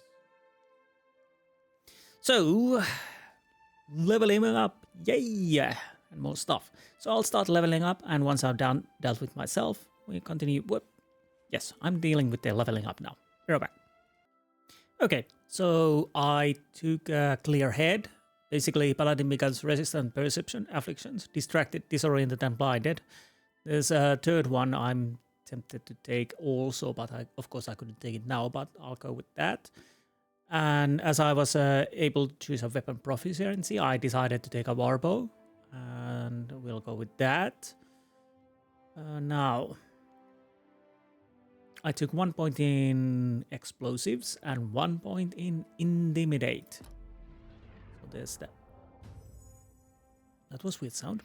Okay, Aether next. Be right back. For Aether, I took charge. The fighter dashes across the battlefield in a flash, stunning anyone caught in the path. So hopefully we can use that. And Warhammer, piercing blows. I strike with heavy piercing attacks, gaining additional penetration at the cost of recovery time because he has a Warhammer at the moment. I took 1 point in explosives and 1 point in survival. Then we have Constantin. So, leveling up him. Be right back. With Constantin, I took the lover cried out of the beloved. I am yours. Basically, stirs something deep inside enemies in the area of effect, charming them. Charm for 8 seconds. There's actually an upgrade for that, which I'll probably take. Also, I took an arquebus aimed shots. It's hard to say if I use it, but the arquebus wielder takes time to line up well-aimed shot. These attacks are far more accurate. And 1 point in mechanics and 1 point in bluff. So next will be Idwin. Okay, so with Idwin, I decided to take backstab because she can take it, and stiletto piercing thrust.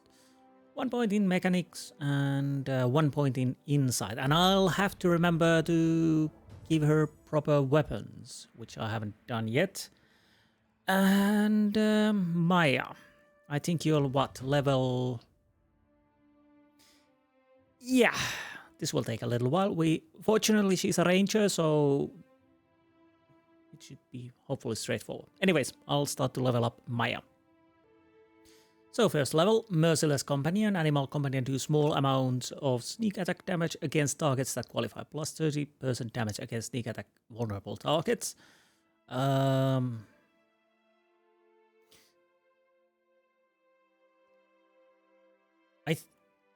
Yes, I think I took or did I? Alchemy or Stealth. I can't remember. Sorry. And 1 point in bluff. So next level. We're back. So I took a gunner. Reload speeds are faster for crossbow, arbalest, and all firearms. And Vicious Companion. Trains Rangers Animal Companion in Vicious Tactics. So plus 50% damage, plus 2 penetration. I'll probably have to take protection too, but we'll see. 1 point in explosives. And 1 point in survival. And let's continue. So, I took the Resilient Companion, plus 2 armor rating to Ranger Animal Companion gets improved armor rating against all damage types, and Saber weapon skill, 1 point in explosives, and 1 point in diplomacy. And let's continue with the leveling up. So another level, Takedown. Basically instructs Ranger Animal Companion to rush target, knocking it prone. That could be useful against mages and priests. Then of course Marksman, plus 5 accuracy with ranged weapons against 4 meter distance, further than 4 meter distance targets.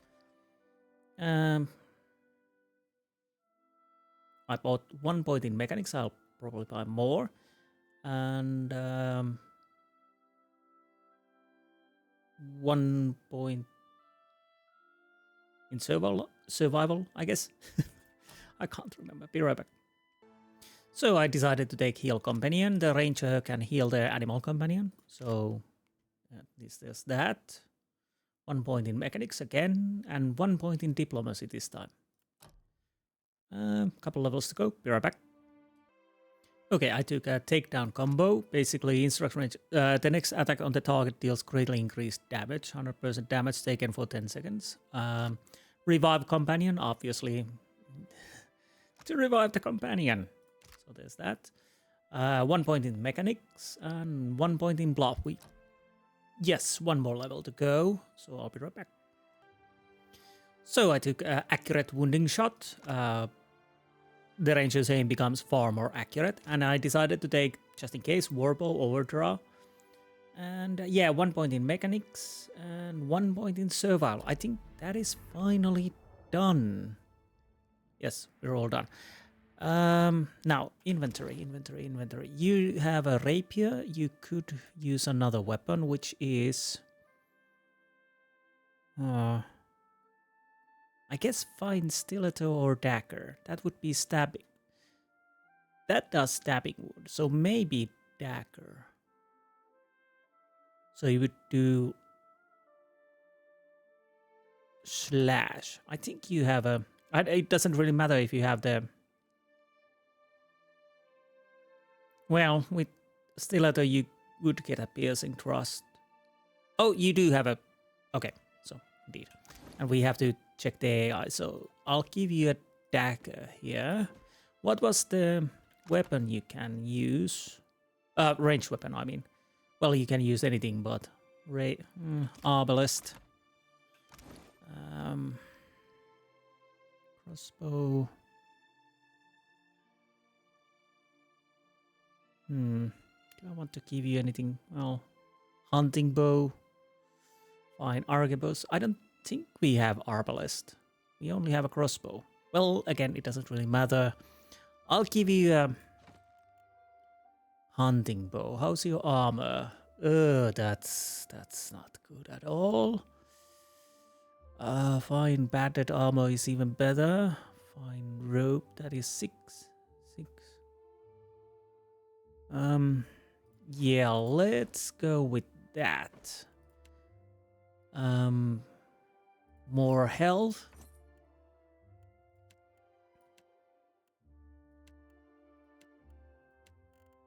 Not so good, but at least we can start with that. Do we have a bomb? Well, I'll have to check that later. You have arquebus. Do we have better? We have fine arquebus, so definitely for you that. Then sword. What was the other weapons I gave you?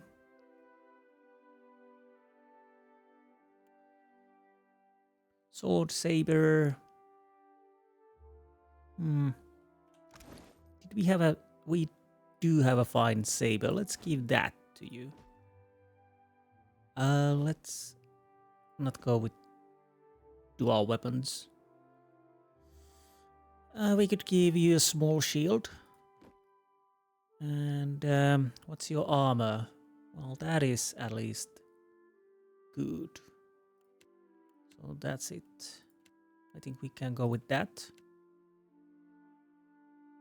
Unfortunately, we don't have anything else. Now, the bloody AIs, of course.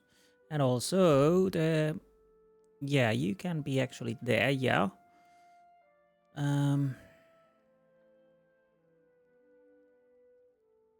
You probably want to be there.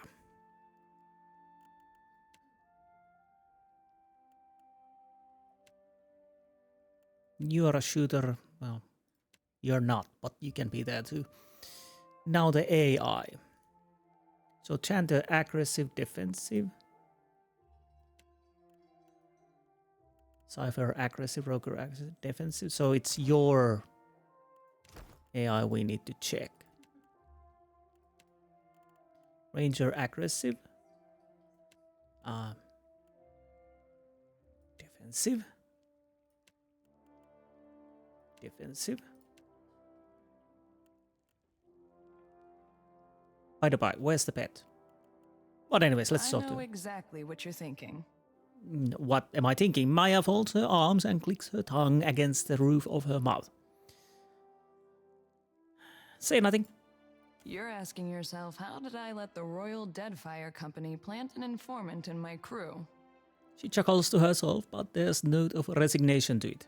My superiors might expect me to report in from time to time, but don't read too much into it. You're not the only big thing happening around here. I'm in this for a lot of information, a little diplomacy, and plenty of target practice. She opens her palms and shrugs. At least you're upfront about spying on me. What if my actions damage the Royal Deadfire? Yes, what if my actions damage the Royal Deadfire Company? This whole campaign is a risk-benefit analysis. The Navy knows you're a gamble, and they're factoring in all potential losses. Maya wipes a line of black powder from her cheek. Rawatai is here to do some good work, since the Huana can't seem to do it themselves. Maybe just try and stay out of our way.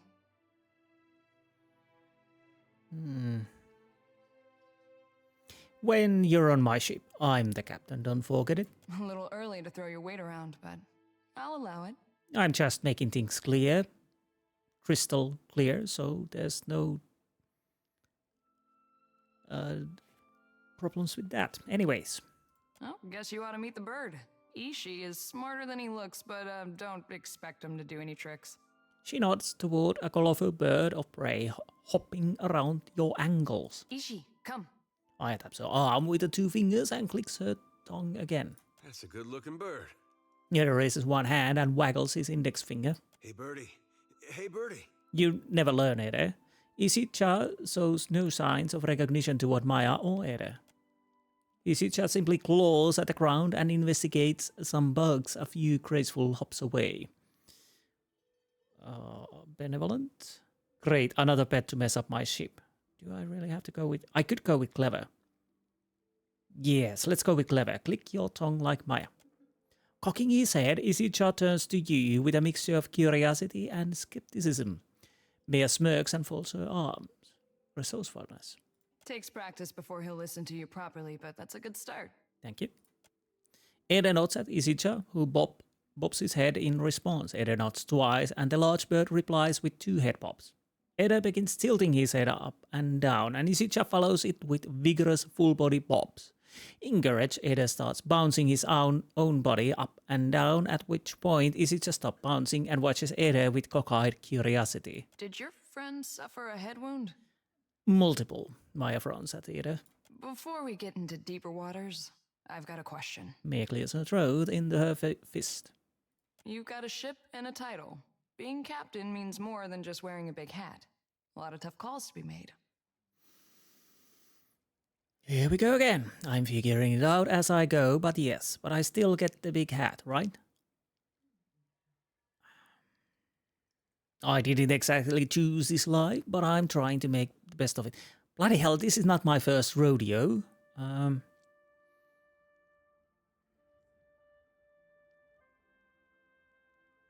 Yes, I'm figuring it out as I go, but yes. A crew can be like family. They can also be like a nest of squalling infants. Yeah, I see what you mean. Let's say your galley cook was fixing to organize the rest of the crew into a mutiny.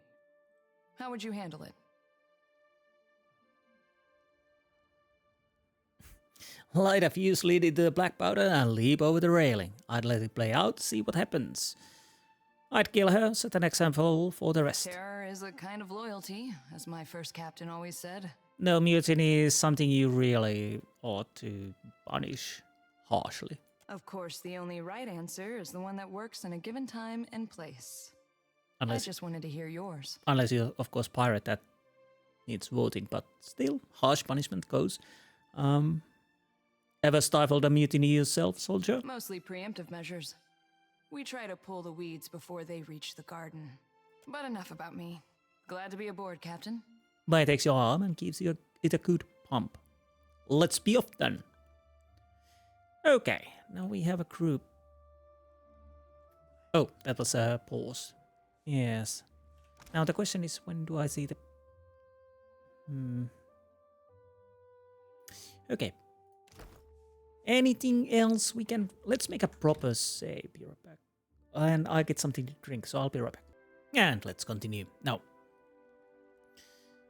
Prince Aruihi, do I even want to... I kinda don't want to talk, but we might want to talk. Your coming is a favorable omen already. The prince nods and crosses his arms, self-satisfied smile on his lips. How is that? You happen by a time when our rivals bicker and tear at each other's throats. I do indeed. It does not take a priest to see how the gods send us an outsider to dig under the skin of our enemies. Sure, whatever you think, buddy.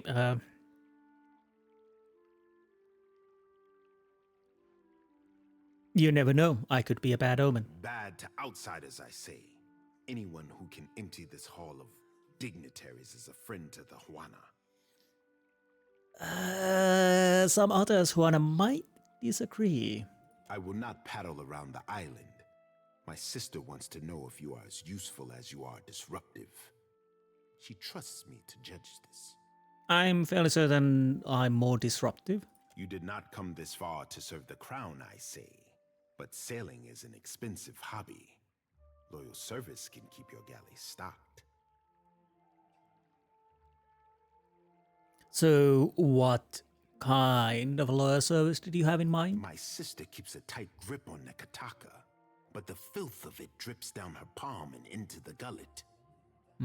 He opens his hand and emphasis and wipes it across his shoulder. Under our noses, I say, do foreigners smuggle contraband and pay the Rapau for their silence? Oh, you want me to deal with that? I kinda don't want to, maybe. Take this if you need proof. He tosses a silver medallion inscribed with Valian honorifics. You gained an item, the Envoy's badge.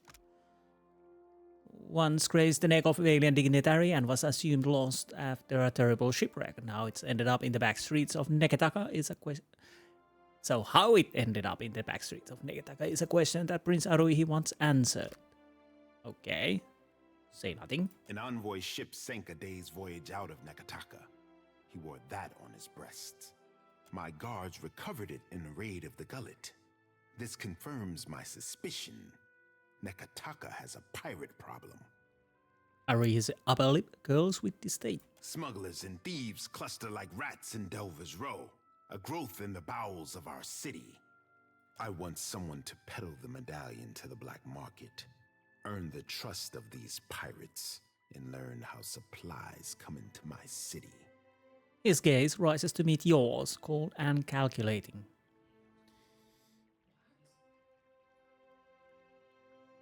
To what end? It will depend on what you find, I say.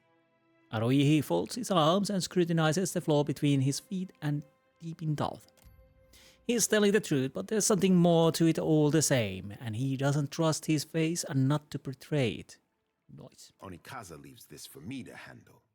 While she worries about the manor, I tidy up the basement. I'm reserving judgment until I hear more. Yours is not a face that others will recognize. Let no one learn that you work for the crown. Well, steady on. I didn't promise I would work for you. They say you're on familiar terms with Ngati's chosen son, Tekehu. Well, maybe. See that he joins you in the gullet. He knows something of our troubles already. I wouldn't have thought the lower city appealed to him. Ikera, I am certain it doesn't. The voyage will be good for him, I say. Be on your guard in the gullet. I fear the caverns run deeper than even Ngati could guess. The prince dismisses you with a nod. Do I really have to take...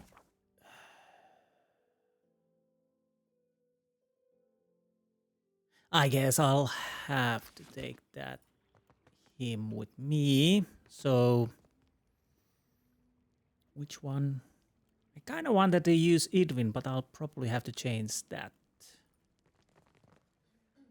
Well, we have the time. So this is what? Water dances in graceful circles around this coral sculpture. It is. Indeed, lovely. Now let's check the other areas if there's something to steal. Granis Yirgar or Irgar. I don't know. Who are you? You meet a tall brown-haired man dressed in a full-plate mail. That might not normally catch your eye, but his mail is unusual, colored and deep green and emblazoned with an image of a golden tree. And at the pommel of his sword, he watches the crowd go by with keen eyes, relaxed yet fully alert. He narrows his eyes when he spots you. What do you need of me? He looks at you warily, as if he's deciding whether you are a snake that might bite. Well? Tell me about yourself. He's initially hesitant, unsure of your intent. Eyes narrowed, he sizes you up, then nods. Interesting armor you have there. I suppose it is. Are you familiar with the shield bearers of St. Elka? We are a paladin order. I think I've heard about you. Word of our order persists in the homeland, then. Good. He clears his throat dramatically. I am the son of a disgraced noble family. My father and brothers were executed for treason when I was a boy. Rightfully so, I must add. And my mother, sister, and I were thrown out on the street. All we had to our names was a trunk full of heirlooms. One of them was this suit of armor, which belonged to my eldest brother. Now I endeavor to live up to its promise and redeem my family's honor. You know, I kinda want it to myself. That's the long and short of it, really.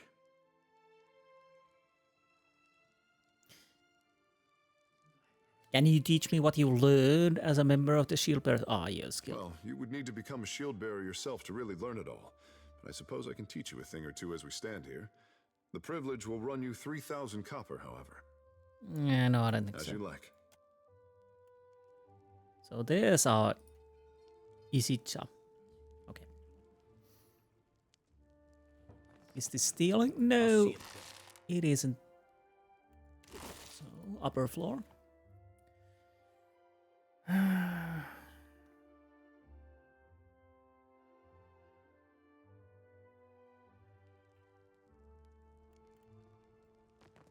Berath pays coin to feed the great eel. Right. The eel. Are we spotted? Look.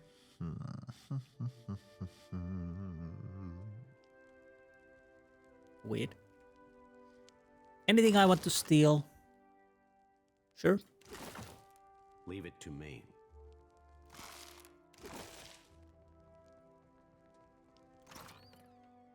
Fine rope. Scepter.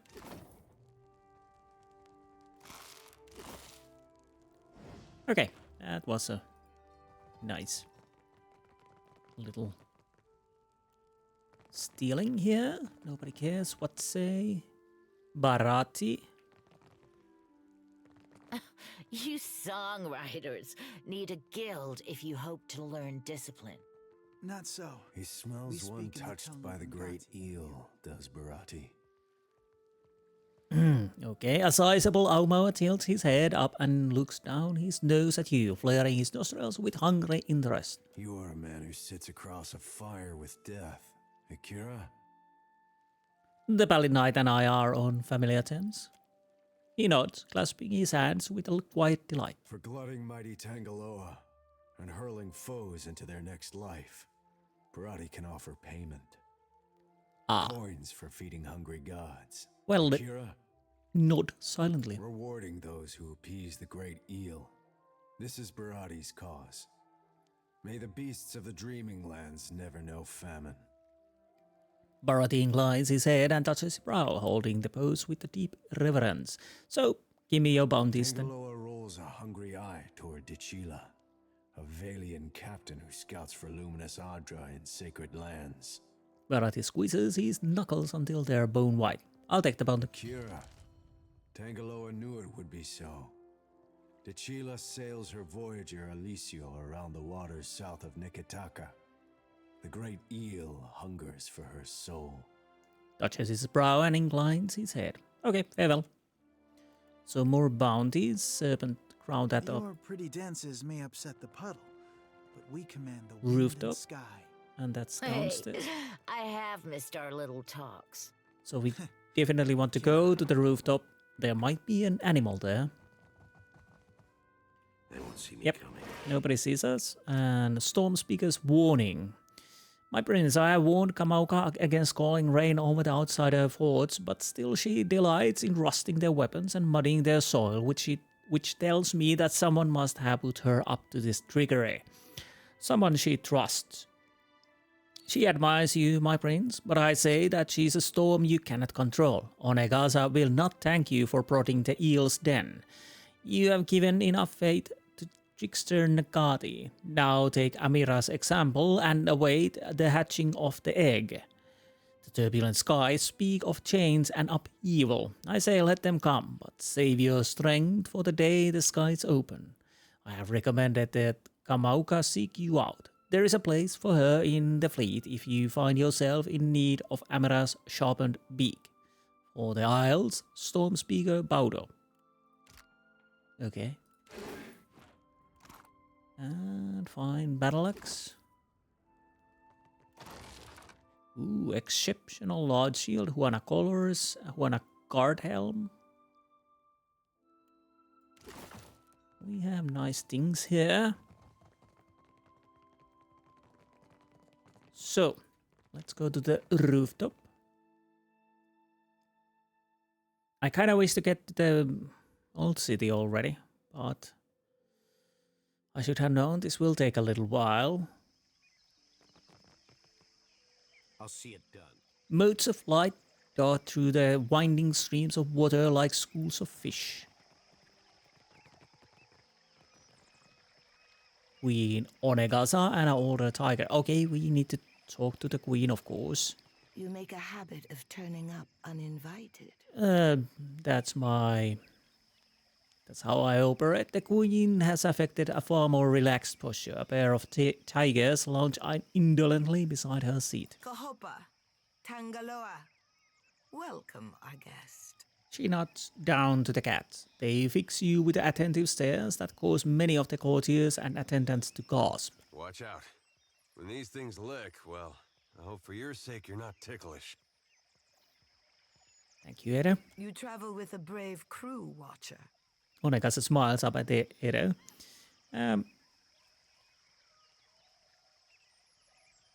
Good Kohopa and good Tangaloa. Nothing to fear, I say.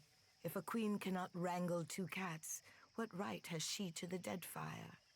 She drags a hand over both of their massive heads. They lean into the chester. There are many leagues between here and Hasongo. I trust you have packed for the journey. She raises a quizzical brow. I just wanted to look around. Then look. Take in every delight, within reason.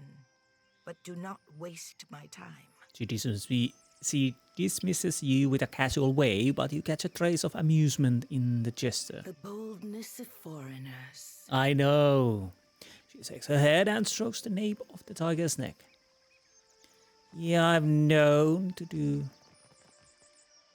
weird things. Well, let's go down. We definitely go to the old city in this episode still. But I still check the temple, palace through.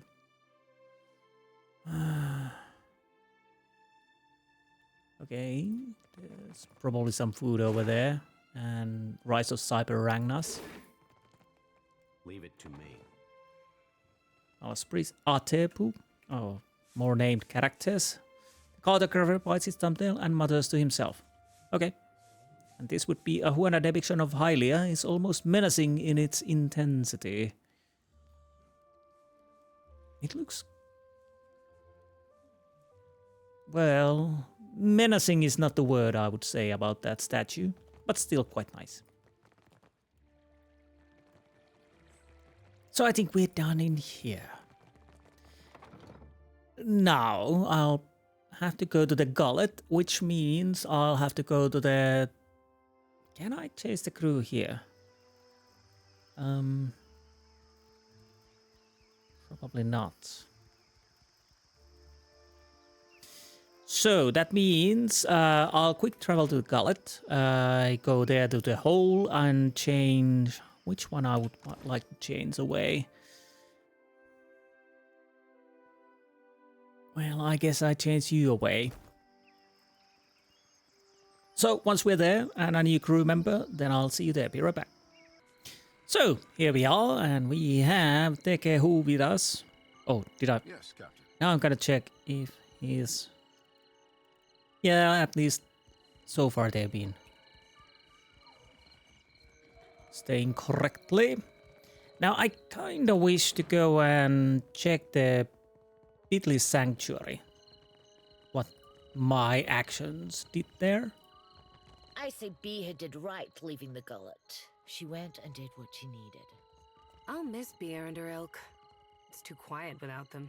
All right, they are. Maybe go find fortune. Well. Oh, this should be interesting.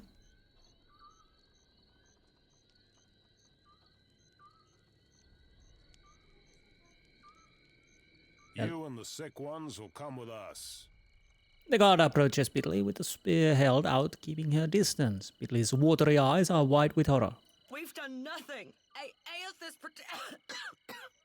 Her words are lost in a furious coughing fit. The guards step back, raising their arms to shield their faces. Come, before you kill us all. The guards hold their spears out and prod Bidley along like a wounded beast. The Sigaroparu shuffle out of her home and follow behind.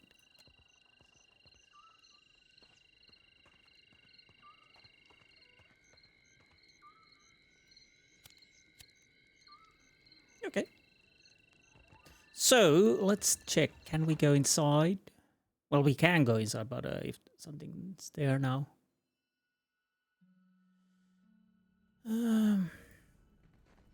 Well, at least it's empty now, and we can take stuff. Because why not? That is still stealing. Is anyone actually seeing me? No. Just checking, so I don't cause any problems. Okay, we're done. Good deed done then. We saved the area from contagious disease.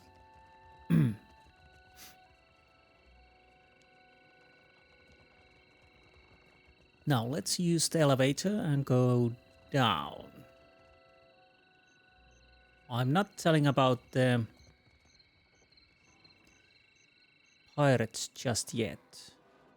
A rickety metal gauge swings over an abyss. Your clothes below with a foul wind from below, and faint screams and roars echo from the depths.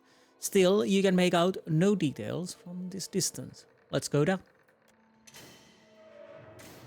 You step into the jouncing cage, door slams shut, and your descent begins with a rattle of chains. As your eyes adjust to the gloom, you begin to make out crumbling ruins and shadows flickering between them. The gate comes to rest with a groan.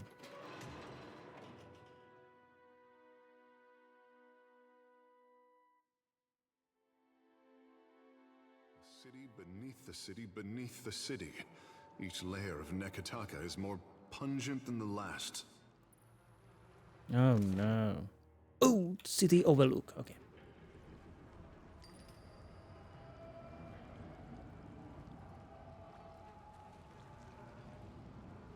Yeah, I think the...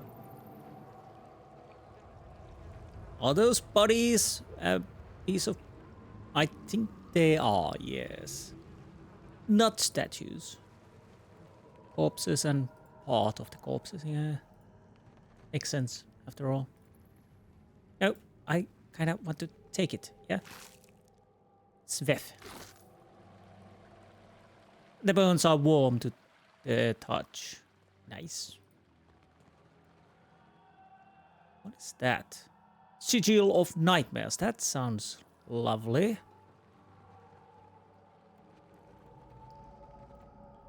What on earth we are going to do with that?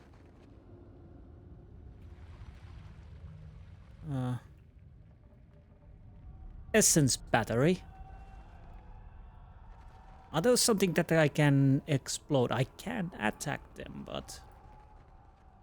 The bones are warm to the touch. Again. Well... There's a chest. Hopefully it's not...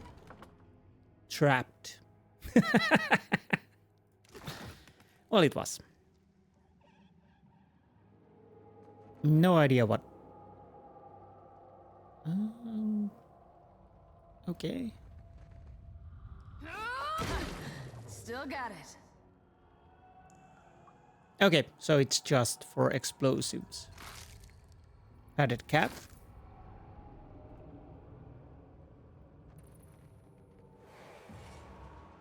ISO. Makes no difference. Barely damage. Near death. I don't know what it does, but probably something...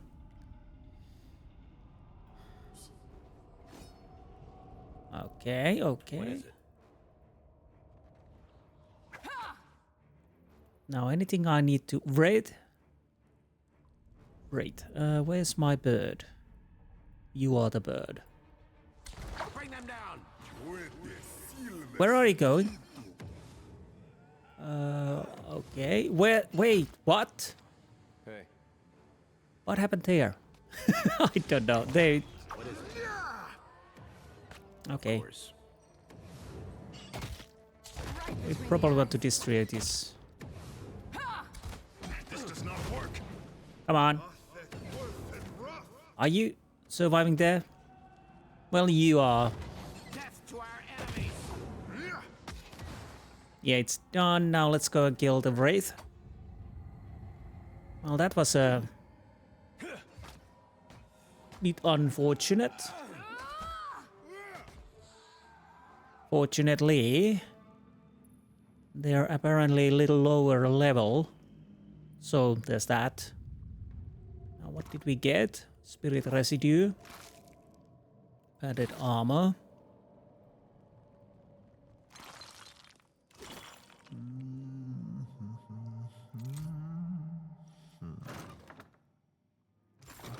Wait, what was that? Was it? Current of waves. Bloody hell, it was so fast that I didn't see what I took.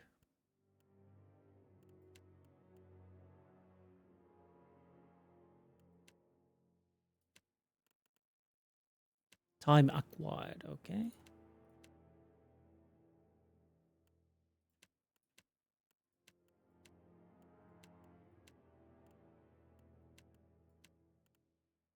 No? Okay. I'll check from the recording what was it. Probably nothing important then.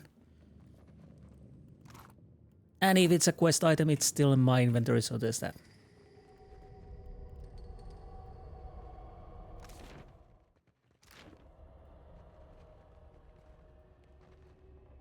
More bodies. Degnos! So you ended up here. Too bad for you. Too bad for you. Oh boy.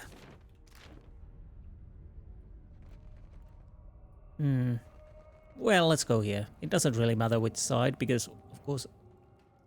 Well, it might actually matter, but What is it? Like that, Well?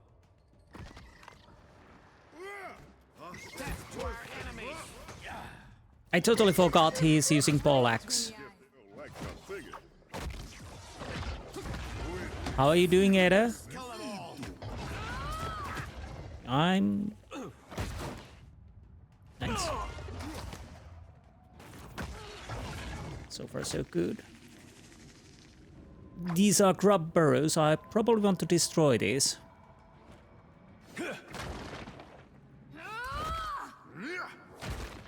Oh, that was fast. Ugh, larvae and ink harp. Yeah, disgusting creatures. Wait, what?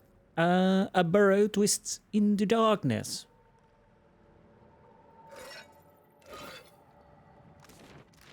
Let's check this corner. Where does it lead? Can we see it from here? Old city ruins. Okay.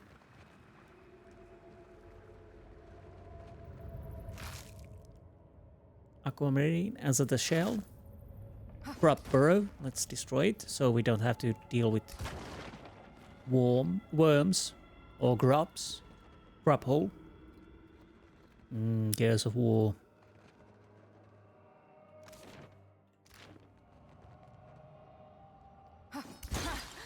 Still got it. Oh right, that was it. Bones up. Yes, they are warm to the touch. Wait. Ah. You hear faint melody near the statue. Okay, that's good. A cracked stone face rises from the pool. Lichens clog the hollows under its brows and nostrils, and pale glow plays along the undersides of its cheeks. Inspect the pool. As murky as it is difficult to tell how deep it goes. You can barely see the statue's submerged shoulders. The rest is shrouded in darkness, yet as much of light shines from the gloom. Dive toward the light. Can I choose who dives? Because you would be... well... I failed with a perception and survival. You leap into the pool and swim down. The water is surprisingly warm with an oily texture and brackish flavor. Yet as you paddle deeper, the water grows colder. The light in the depths becomes brighter and sharper. A strange melody murmurs through the water. As the mysterious source grows closer, muck locks your eyes and strong current pushes you back. Despite the effort, you fight through the current, sustained by a deep breath and strong lungs. Okay, Constitution, we survived. Let's continue toward the light. You reach the source of the light and music. A glowing conch in the statue's open hand. Music flows from it as rich and deep as baritone. You hover above it. Your lung begins to ache, but still we can do it. Take the conch and swim back up. At first the conch is stuck in place. With a little effort, you pry it from the statue's paw. It comes free with a pop, and the radiance and music fade. You push off from the statue and swim despite the pain swelling in your chest. You kick toward the dim glow of the surface. You have gained a quest item, Cornet of the Deaths. The item was put in your stash. Okay. You emerge and climb out the pool, enjoying deep breaths of the dank cave air. You hear rattling. Oh no, the bones by the pool grind and snap together. Several skeletons rise from the mud. Well. Pooh.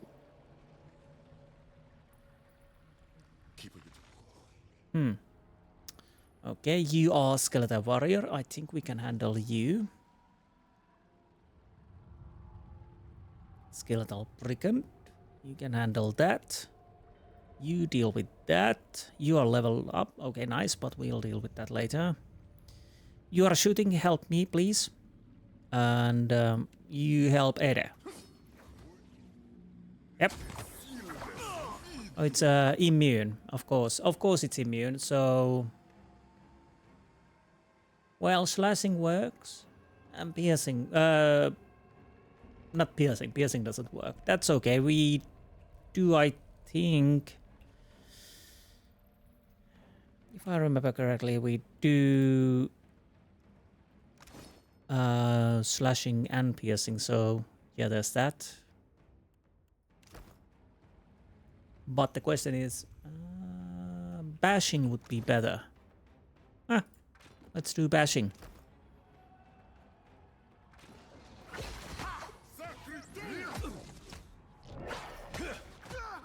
No prisoners.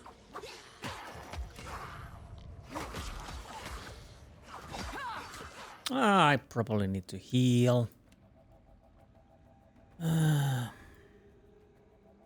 have your eyes for that one. Got you now. So, are we healing?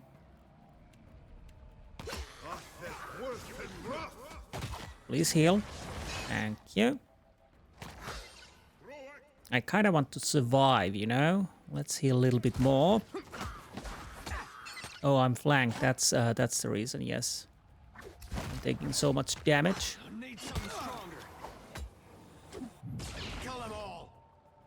And are you doing well? You could use hammer, but I think you survive for now. Oh, nice. Death to our enemies. Well, we almost died there, but we survived. That's the most important part, of course. And the chants are working, and the AI is doing quite decent job, if I may say so. Medium armor, fine hide. Skeletal wizard, spook. Oh, Alos is not here. And level up. We're gonna level him up. Fine breastplate.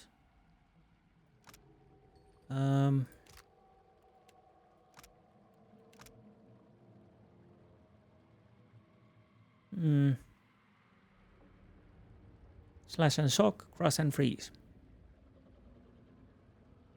Otherwise they're pretty same. Right. So you level up. I'll do it on like so. Do I want to give you explosives? I may want to give you explosives. History. And then we have abilities. Greater knowledge of the forces of nature, even more additional corrode damage when spirit shifted. That is tempting. What else? Immunity to poison disease effects and purchase, yes. Great stick layer of bark over allies, and there how much? 5 pierce, 5 burn, 5 shock. Tempting, tempting. Honestly, I go with the greater wild strike. And wait, you are using rod and crossbow at the moment. It really doesn't matter what I'm gonna give you.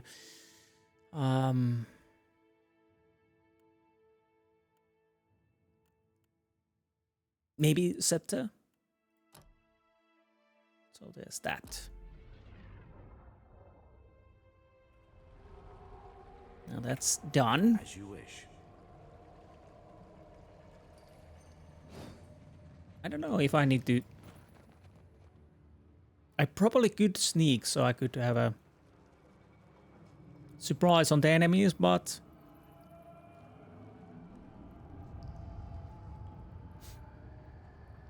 it seems like a traps of some sort. How far we are? Well, not that far, so of course we're second. Bloody hell. Can I take that? Afraid not, Captain. Will it go slog zone? Okay. Second is leaving. Fresh footprints stir the mud. Well, that's great. Is that a good thing or bad? I don't know yet.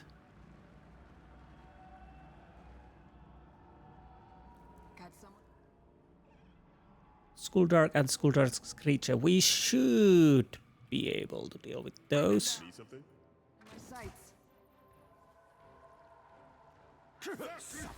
Are you attacking?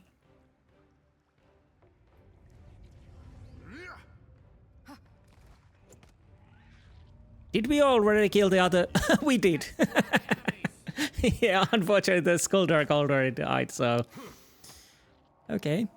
Okay. Now let's destroy the Grub burrows. Okay.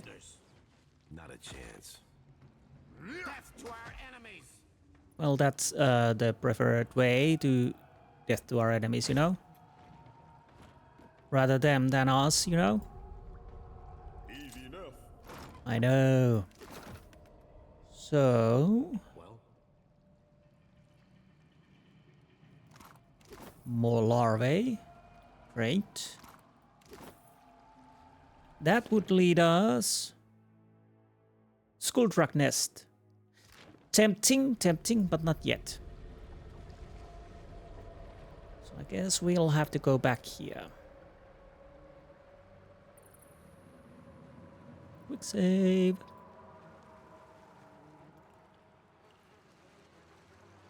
Ah. Second.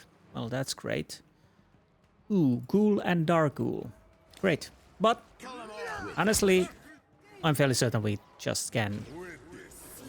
Ugh. Pestilent Rodghast. Sound ghastly. Behold me, mother. So I'm guessing... Oh,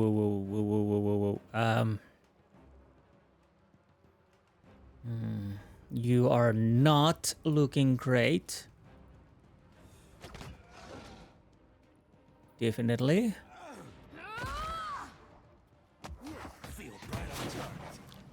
Okay, that is a bit annoying, yeah. No, no, no, no. Bloody hell. Bird. Attack. Help your master. Now we have a big group. Chanter might be something I kinda maybe want to keep with me at times. But we'll see, we'll see.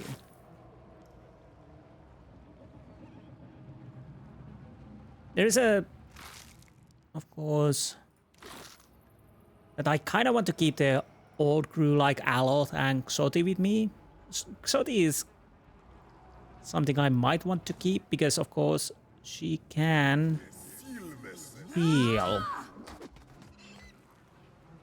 But then we have a ranger I kind of want to keep. Well, I'll try to keep rotating if I remember.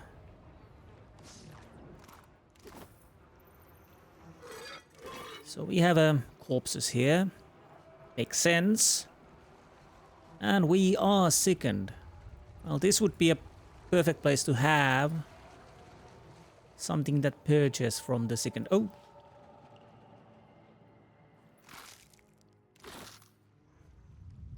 So is that it? Yeah, we have a few dark areas. Waterfalls echo in the distance below.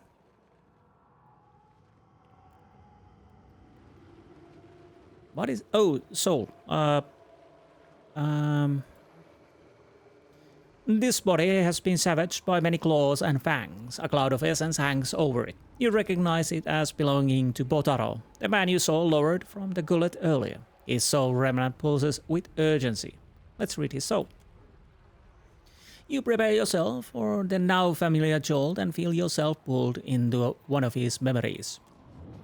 You are being dragged toward the cage, but you are not looking at it or at the darkness below. Soon there will be nothing else for you. Overseer Hitenga is holding the marked coin, the Suelen, and glaring at you. You already tried to explaining yourself, but it's no use. He knows where you got it. He tucks it into his pocket. Instead, you look at Piha, furious and heartbroken where she stands beyond the guards. There's something you need to tell her, but she's so far, receding farther by the second. Recall what you need to tell her. Well, that is a bit too late. You are standing in front of a man. His dark, wizened face reminds you of an old letter, but a delicate work of embroidery rests in his lap. He holds out a purse with long, fine fingers. It's heavy. It's probably more money than you've earned in your entire life. You try not to let this show on your face. You know what to do. The crime lord nods at you. Yes. Please remind me. You will meet our mutual associate near the Adra Mill. She will give you a package. Pay her and bring this package to the Undercroft. He watches you for understanding before he continues. My people are particular about security, but show them the Suoland and they will let you pass. You pat your pocket for the marked coin. Yes, it's still there.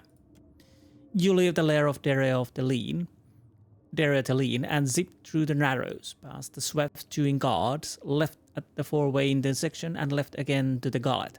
Your hands are shaking and you're remembering the rumor Piha told you about, of merchant captain at the tavern.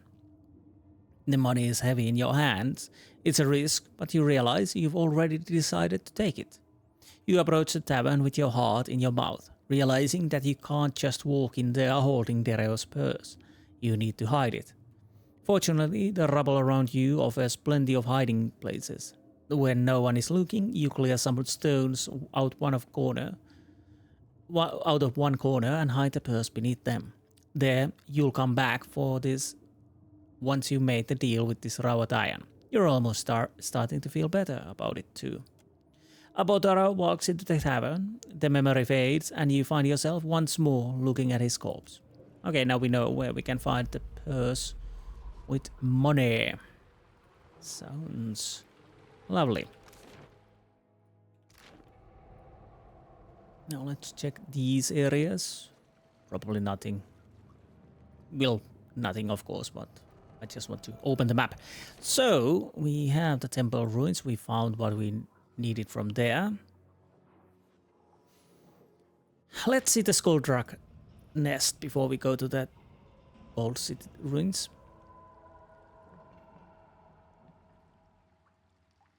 We'll see if we can deal with that. Wait a minute.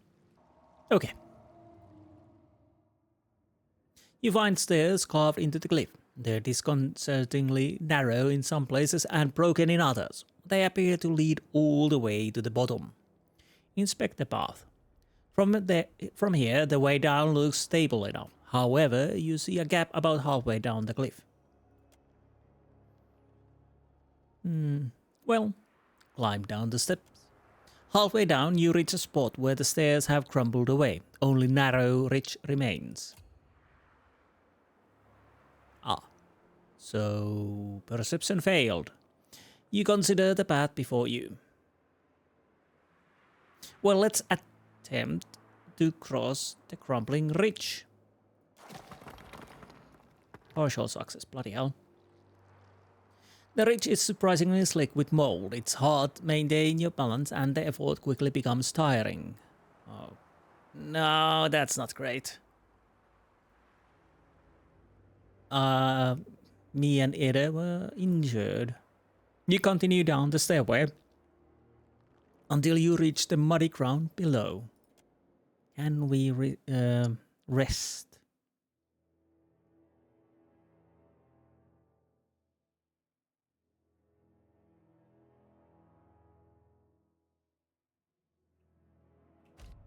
We can. Well, let's just rest, you know.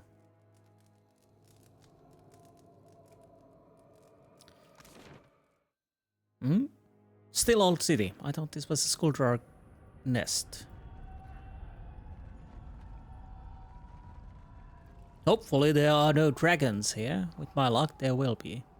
We're not alone. No, we're not. It's a shadow. Which... So, how are we doing? I don't really know. We'll see. You are taking a beating, although others are doing fine. Oh, you're not that... You're a bit harder, are you?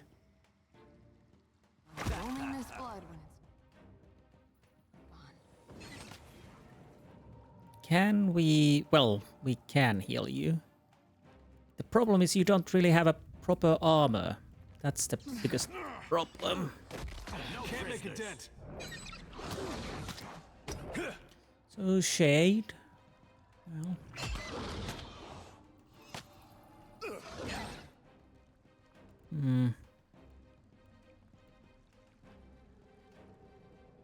Oh, right, I'm using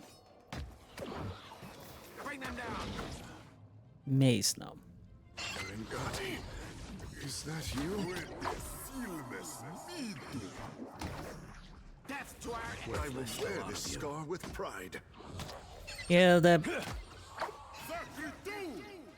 we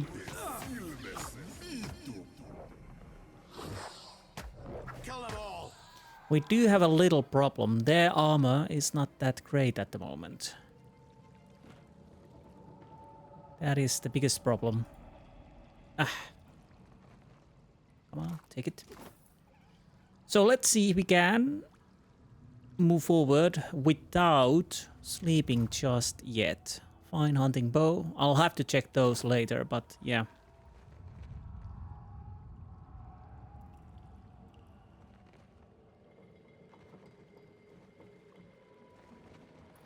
What? Torch and golden sword. Okay. At least we have some action. That's good. old city ruins. Okay, that's another way to go there.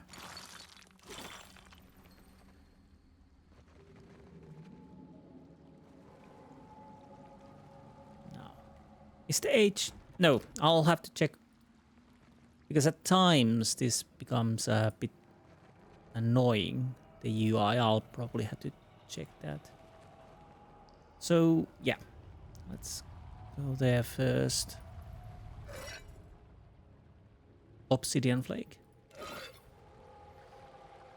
That is up there.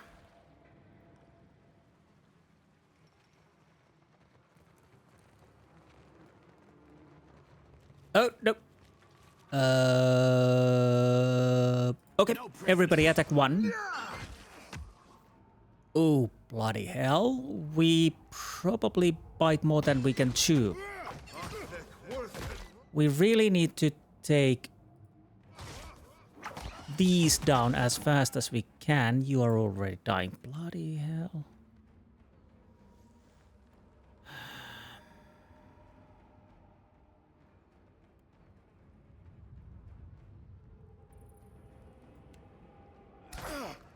That's right. Maybe if we are lucky and you manage to summon those. No, we weren't lucky. But.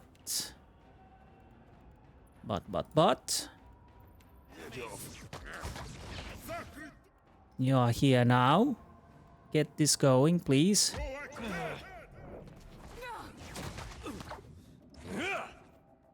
Okay. Okay, the corpse either, please, dead now.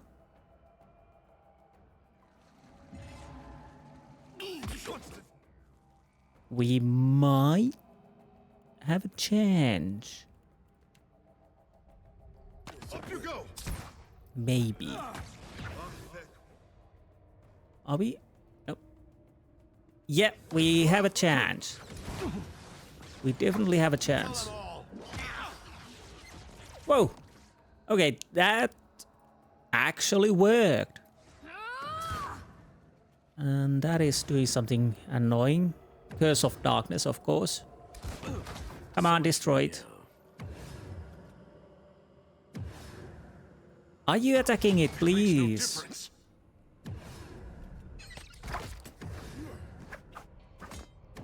Ah. Okay. You use hammer. Mace, you use hammer. Please attack it. That's just rude. I just realized it's we can't damage it with slashing and piercing, but we can damage it with hammers and whatnot. Do you have... Well, Arquebus... Oh, bloody hell.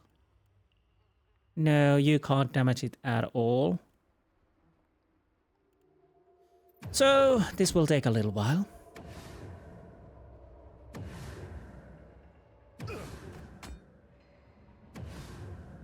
Which is annoying. Guess they don't like my singing. Can you are attacking, please? Are you attacking? Yeah. Yeah?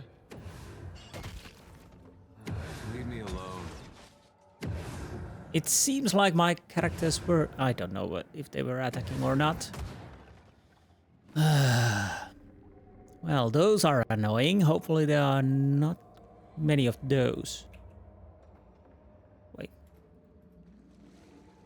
Okay, finally we got characters. We have Exceptional Rod. I'll probably give that to Aloth. Fine, hide armor. Exceptional. Okay.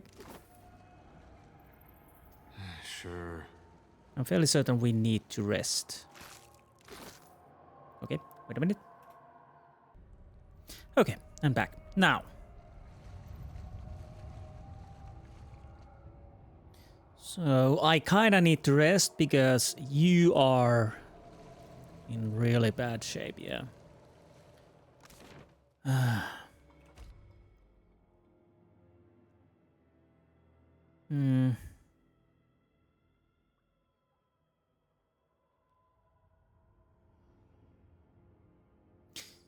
don't know, what do I want to give?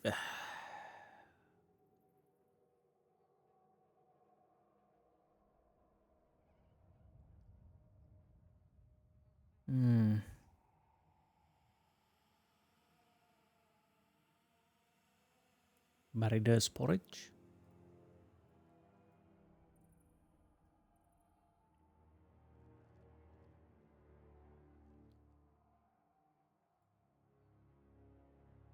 Okay.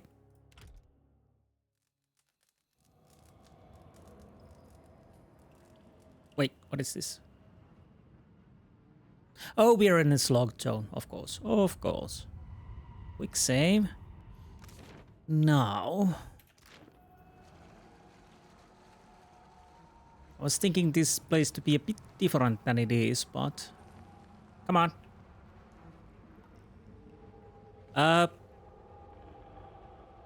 That is weird.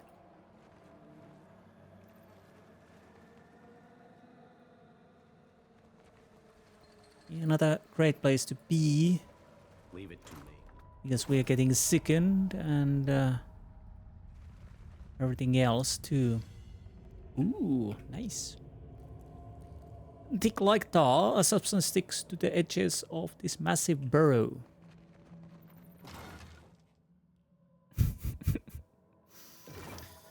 I kind of wish to have something more valuable. Well, at least it's something I can sell, but I definitely need to check the armor of the other guys.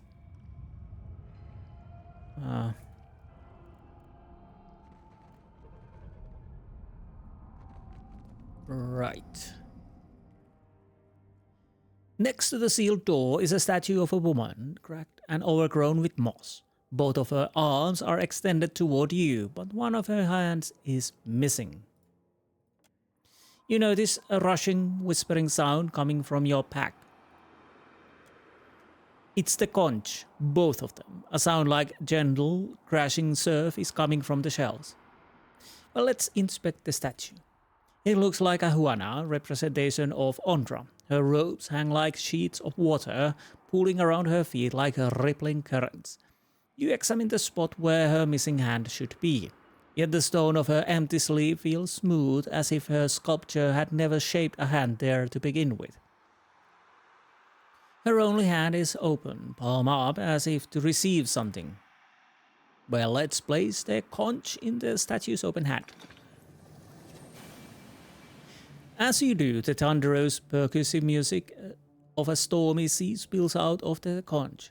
It rises in the wordless melody that reminds you of voices heard from underwater.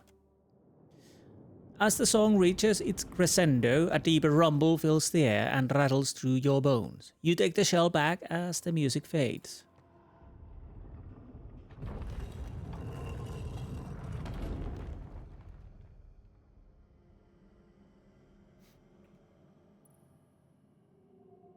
Do I want to enter?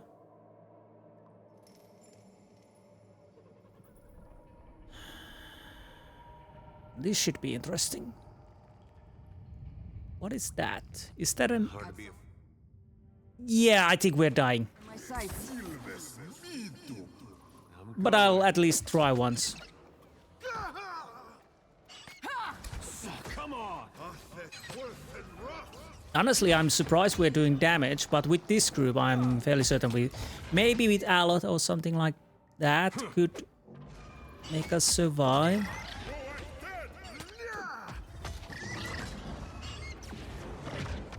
Okay, that's great. We have... I do have a aura rending smash. Oh right, I'm using wrong weapon again. Great. So are you. It would help if I'm using the right weapons, you know? Wait. We actually do have a chance. I'll get you yet. I'm not certain about this group, but we do have...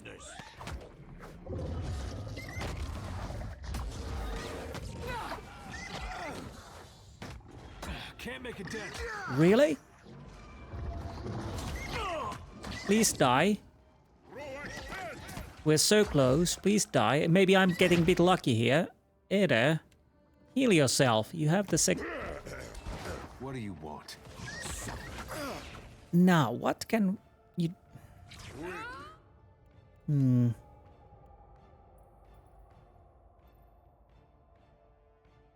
Frightening them. Call upon the souls. Not those that have agreed to follow you. Their presence distract all foes. That is something. Let's see how this works. Would this work? This does not work. I don't know. I really don't know. But we need to heal. Bloody hell, we are so close. It is down. I really should have healed. Come on, attack the Grub. It's almost dead. It's almost dead. Come on, deal with it. Thank you. That's just rude. It again. Honestly, we probably wouldn't have lost our guys if everybody would be attacking the worm. But I think Eder and my character stopped attacking the giant worm. But we survived. Honestly, I'm surprised. Velion. I'll take that. I'll definitely take that. Hopefully we can get something nice out of this. Wait, isn't... I thought it would... They were supposed to go to the stairs, you see?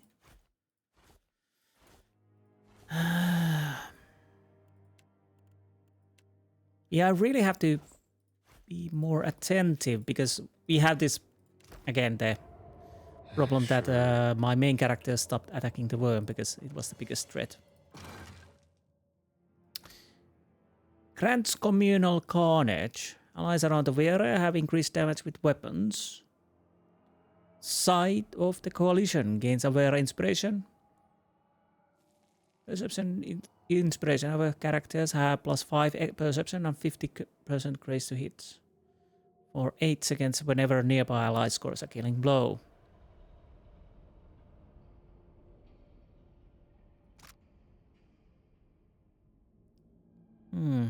+5 damage with weapons. So how does it compare?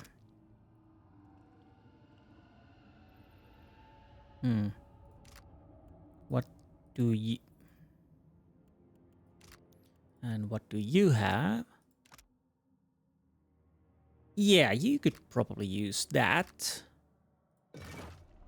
Did I take it? I didn't. Now, Eda, you can have that. Now, who would have religion and stealth? Who's... Well... I think you had stealth. Attached, no doubt. Well, you had stealth, so you can have that stealth.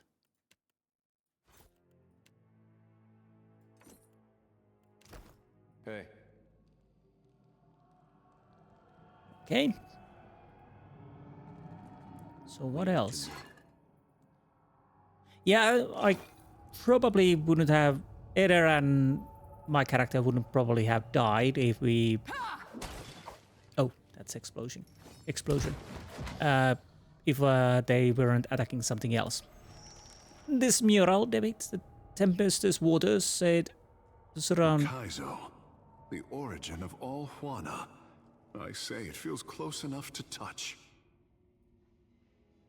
Surround the legendary city of Ukaizo. So, Cornet Skull. I found the Temple of Ondra and saw an elaborate mosaic of a place called Ukaizo embedded in the wall. This must be what Dario was looking for. He promised a reward once I find it. Oh. Okay, we are...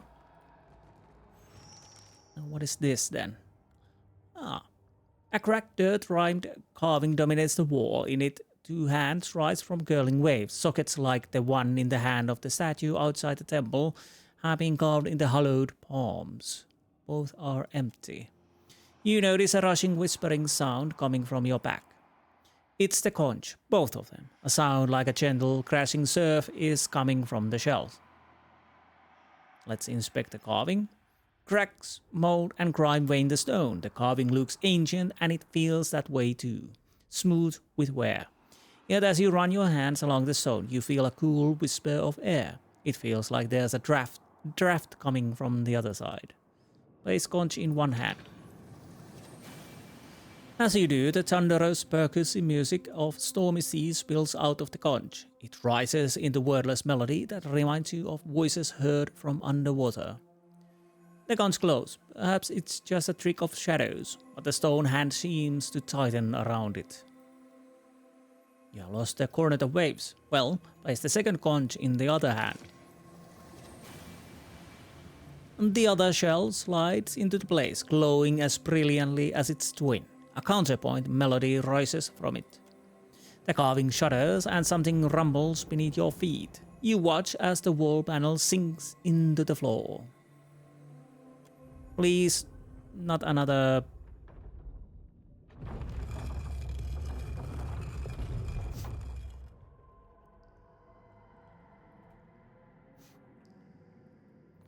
What did you find, Ishi?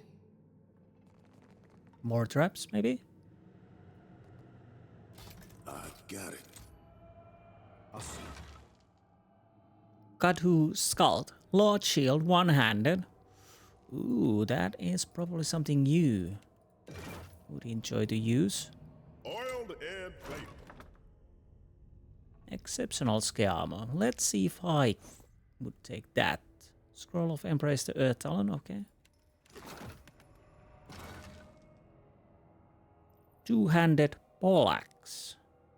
Wait, you are getting a nice new weapon. Mataru clothing.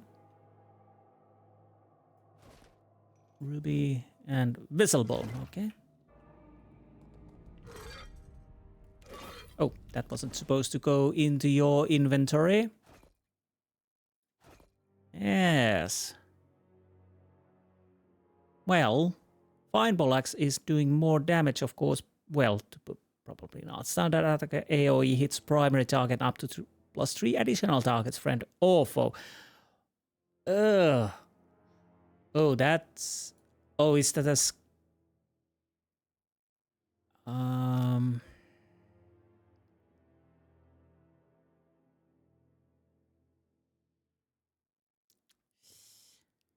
Yeah, I don't know. We might try.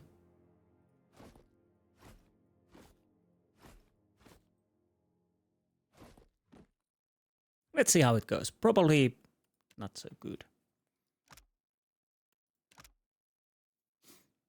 Now, this should be a bit better than what I have now.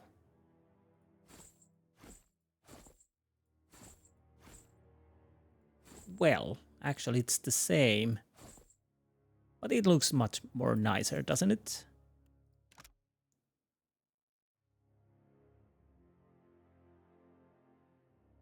I thought... Wait, I didn't check the armor rating. It should be better. Yeah.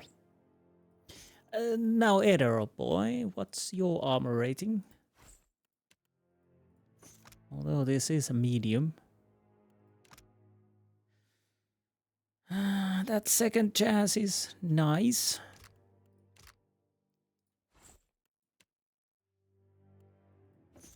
Maybe because you are closing encounters, you probably want that for now.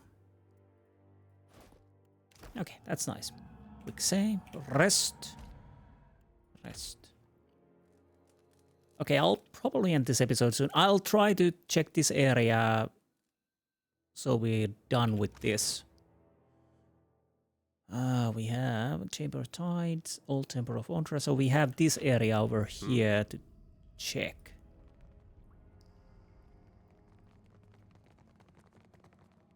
So hopefully we are done. And the next episode we go down. Even more down. Wait, what's over here then? What's there,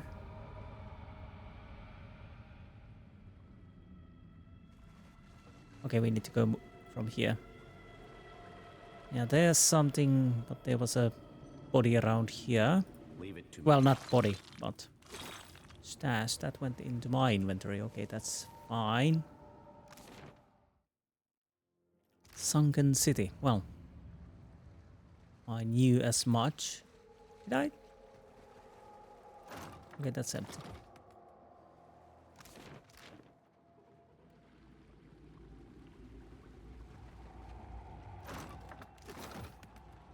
Oh. Bulbous colonies of fungi soften the harsh features of this ancient Aumaua king.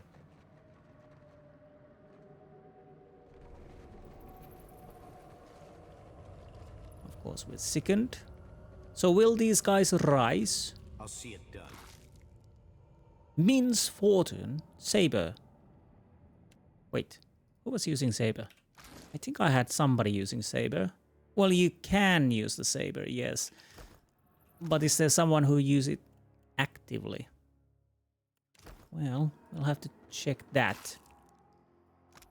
Hastily scrawled note. This note is written and stained parchment in a shaking hand. I was searching round the old city as one does. Good loot down there. Catherine said. Hardly any beasties at all, Catherine said. Should be perfectly safe, Catherine said. Bloody fucking piss for brains. Aye, there was loot aplenty. Found this brilliant little bronze horn, didn't I? Bound to fetch a fair price topside. Cost the moment I pulled it from the muck beside the corpse of some poor rotted wretch. I heard this great moaning start up behind me. I jumped like a startled hare and ran for it. And here comes this shuffling, right fast as anything, right on my heels. I kept running like Scan's effigy was chasing me, and it kept coming, and sure as shit, I got lost. Now I'm huddled in this old ruin, hoping I've lost the damn thing. And if I haven't, well, I hope whoever reading this learns better than me. Don't touch nothing. So that's something then. Touching that. Oh yeah. Bring them down. I am the alpha predator. Who said that? Oh, you said that. Okay. Bit cocky there, but I'm.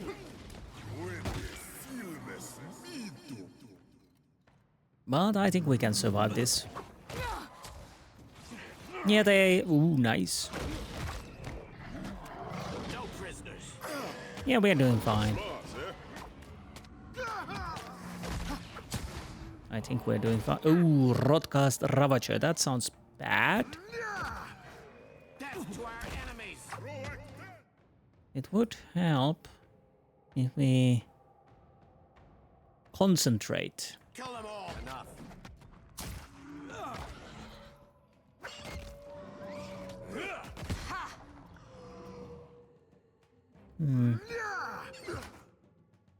Okay, you are taking a severe beating there. Can you heal yourself?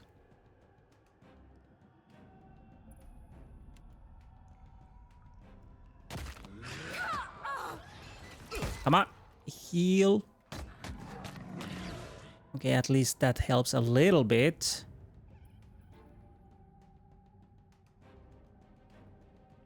We need to deal with that.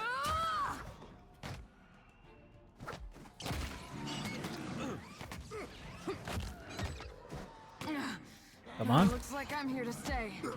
Yes, you are, hopefully. Nice.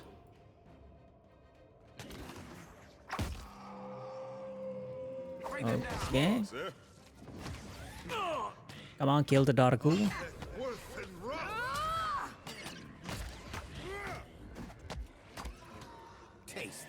Reeking horror. We need to deal with that. It's a.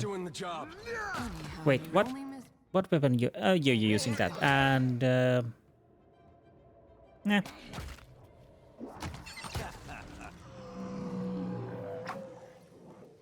Nice.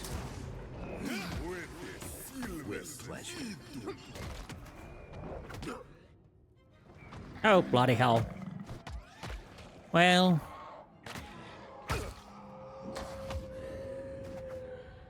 Yeah, the healing part would be nice, of course. So it might be as when I drop the Kehu, although it's been working nicely. What is this? +2 athletics. I'll have to check who will have that. Now, can we check the rest of the area before we end the episode? There's the Gullet's Falls. Was it Gullet's Falls? Yes, yes it was.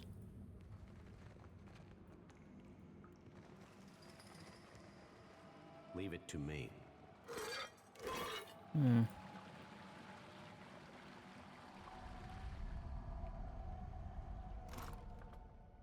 Fine sword. Well, I don't think anyone needs really a fine sword. So have we finally checked all of the places? Honestly, I'm still surprised that we dealt with the flame blight.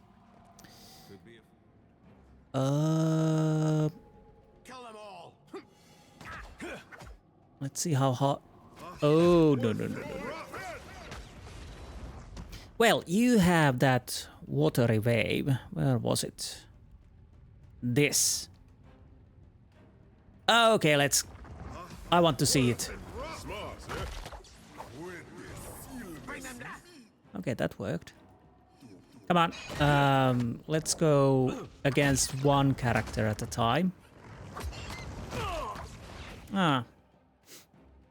Right. We need to change weapons. This does not work. Great, I'll get right on that. Now it's working a bit better. Wait, are you... You're not with us. Why are you not with us? Yes? Come on. Absolutely not.